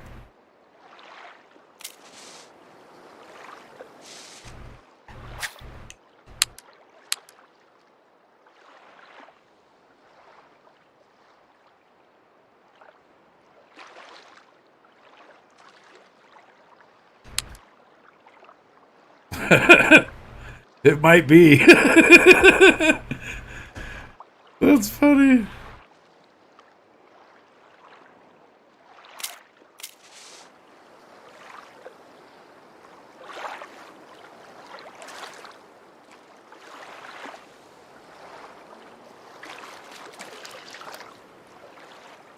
Kale bitching about gas prices is hilarious.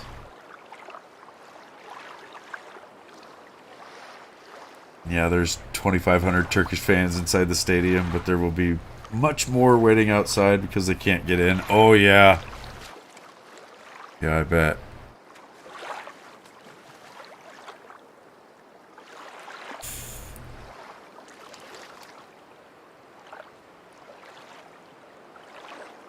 $4.18 a gallon? God damn. It is pretty high. I got gas earlier too. It was $70 to get. I think I got. Fuck, I don't even remember. Like 13 gallons or maybe it was 17 gallons. I don't remember. I was low on gas though, and I had to fill up my tank. Now that'll probably last me all fall. Cost him 42, and he was on a quarter tank. Yeah, it was. I think it was like $30 though when it was like that. The first time I filled it, back when gas was a little cheaper earlier this year. Whoa, that looked like a fairly large salmon. We just need a really big one. It's gotta have to. I think it's gotta be a gold to bite this hook. Gold or diamond.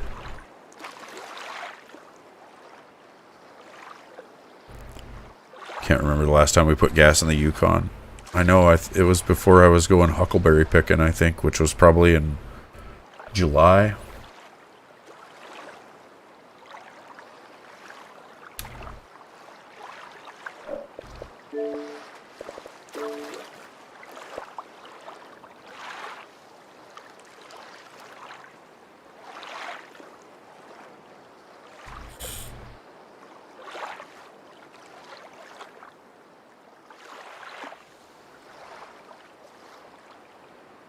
Yeah, I think it did too.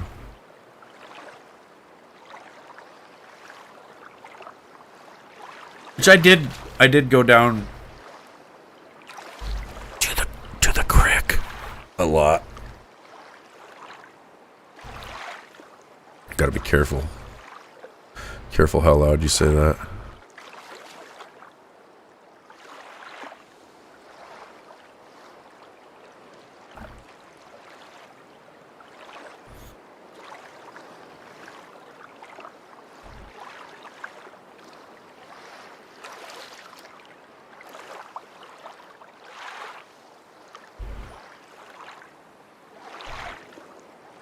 Yeah.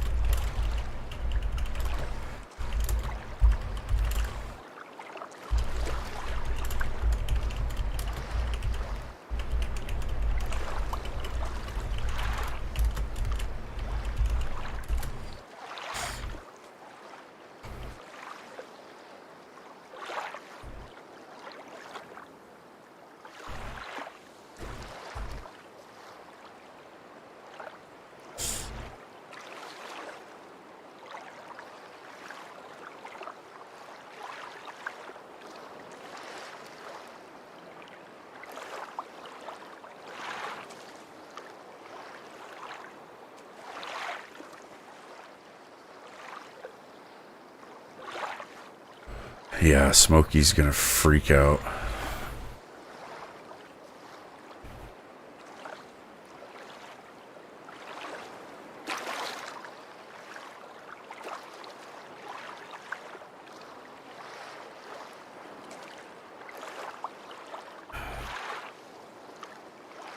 I'm just worried I'm gonna get him sick. I'm like, damn it. Maybe I should wait and not even, like, I won't give him a hug or anything until, like, the day he leaves. So I don't risk getting him sick. I don't know. I don't want to do that, though.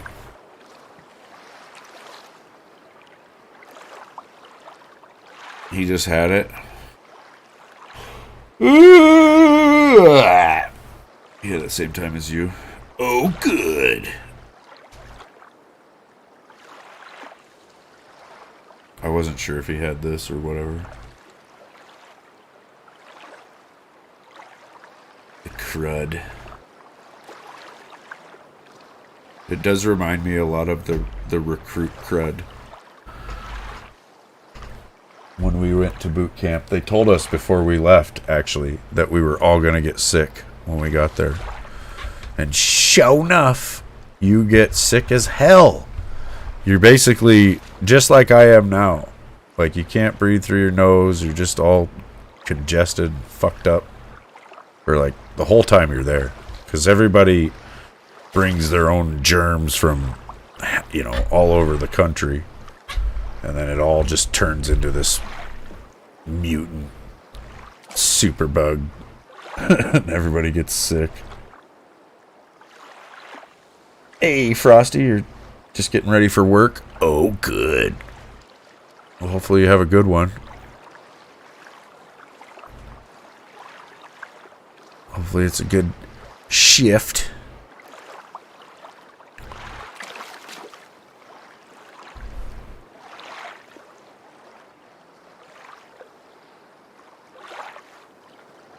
I'm just sitting here catching absolutely nothing.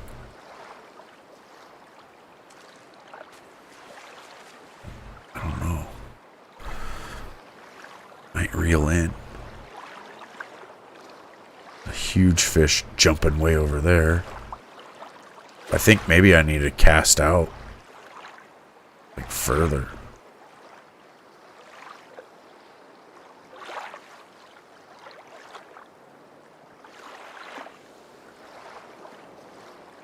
Yeah, I was wondering if you would have maybe missed work had you thought it was Tuesday.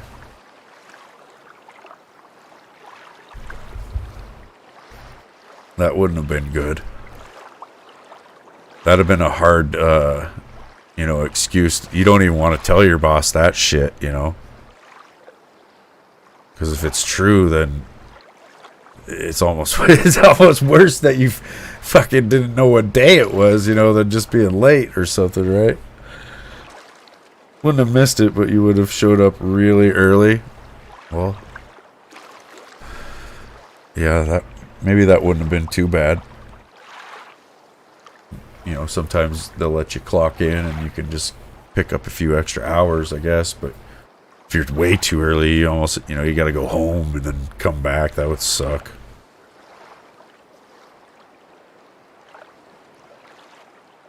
Or maybe you just try to get some food. Be a customer first.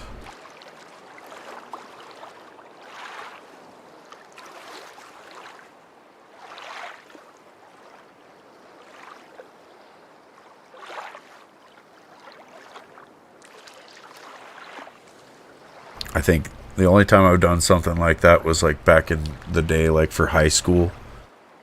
Like sometimes you might wake up on a Saturday morning and think that you had school still, or think that it's Friday, and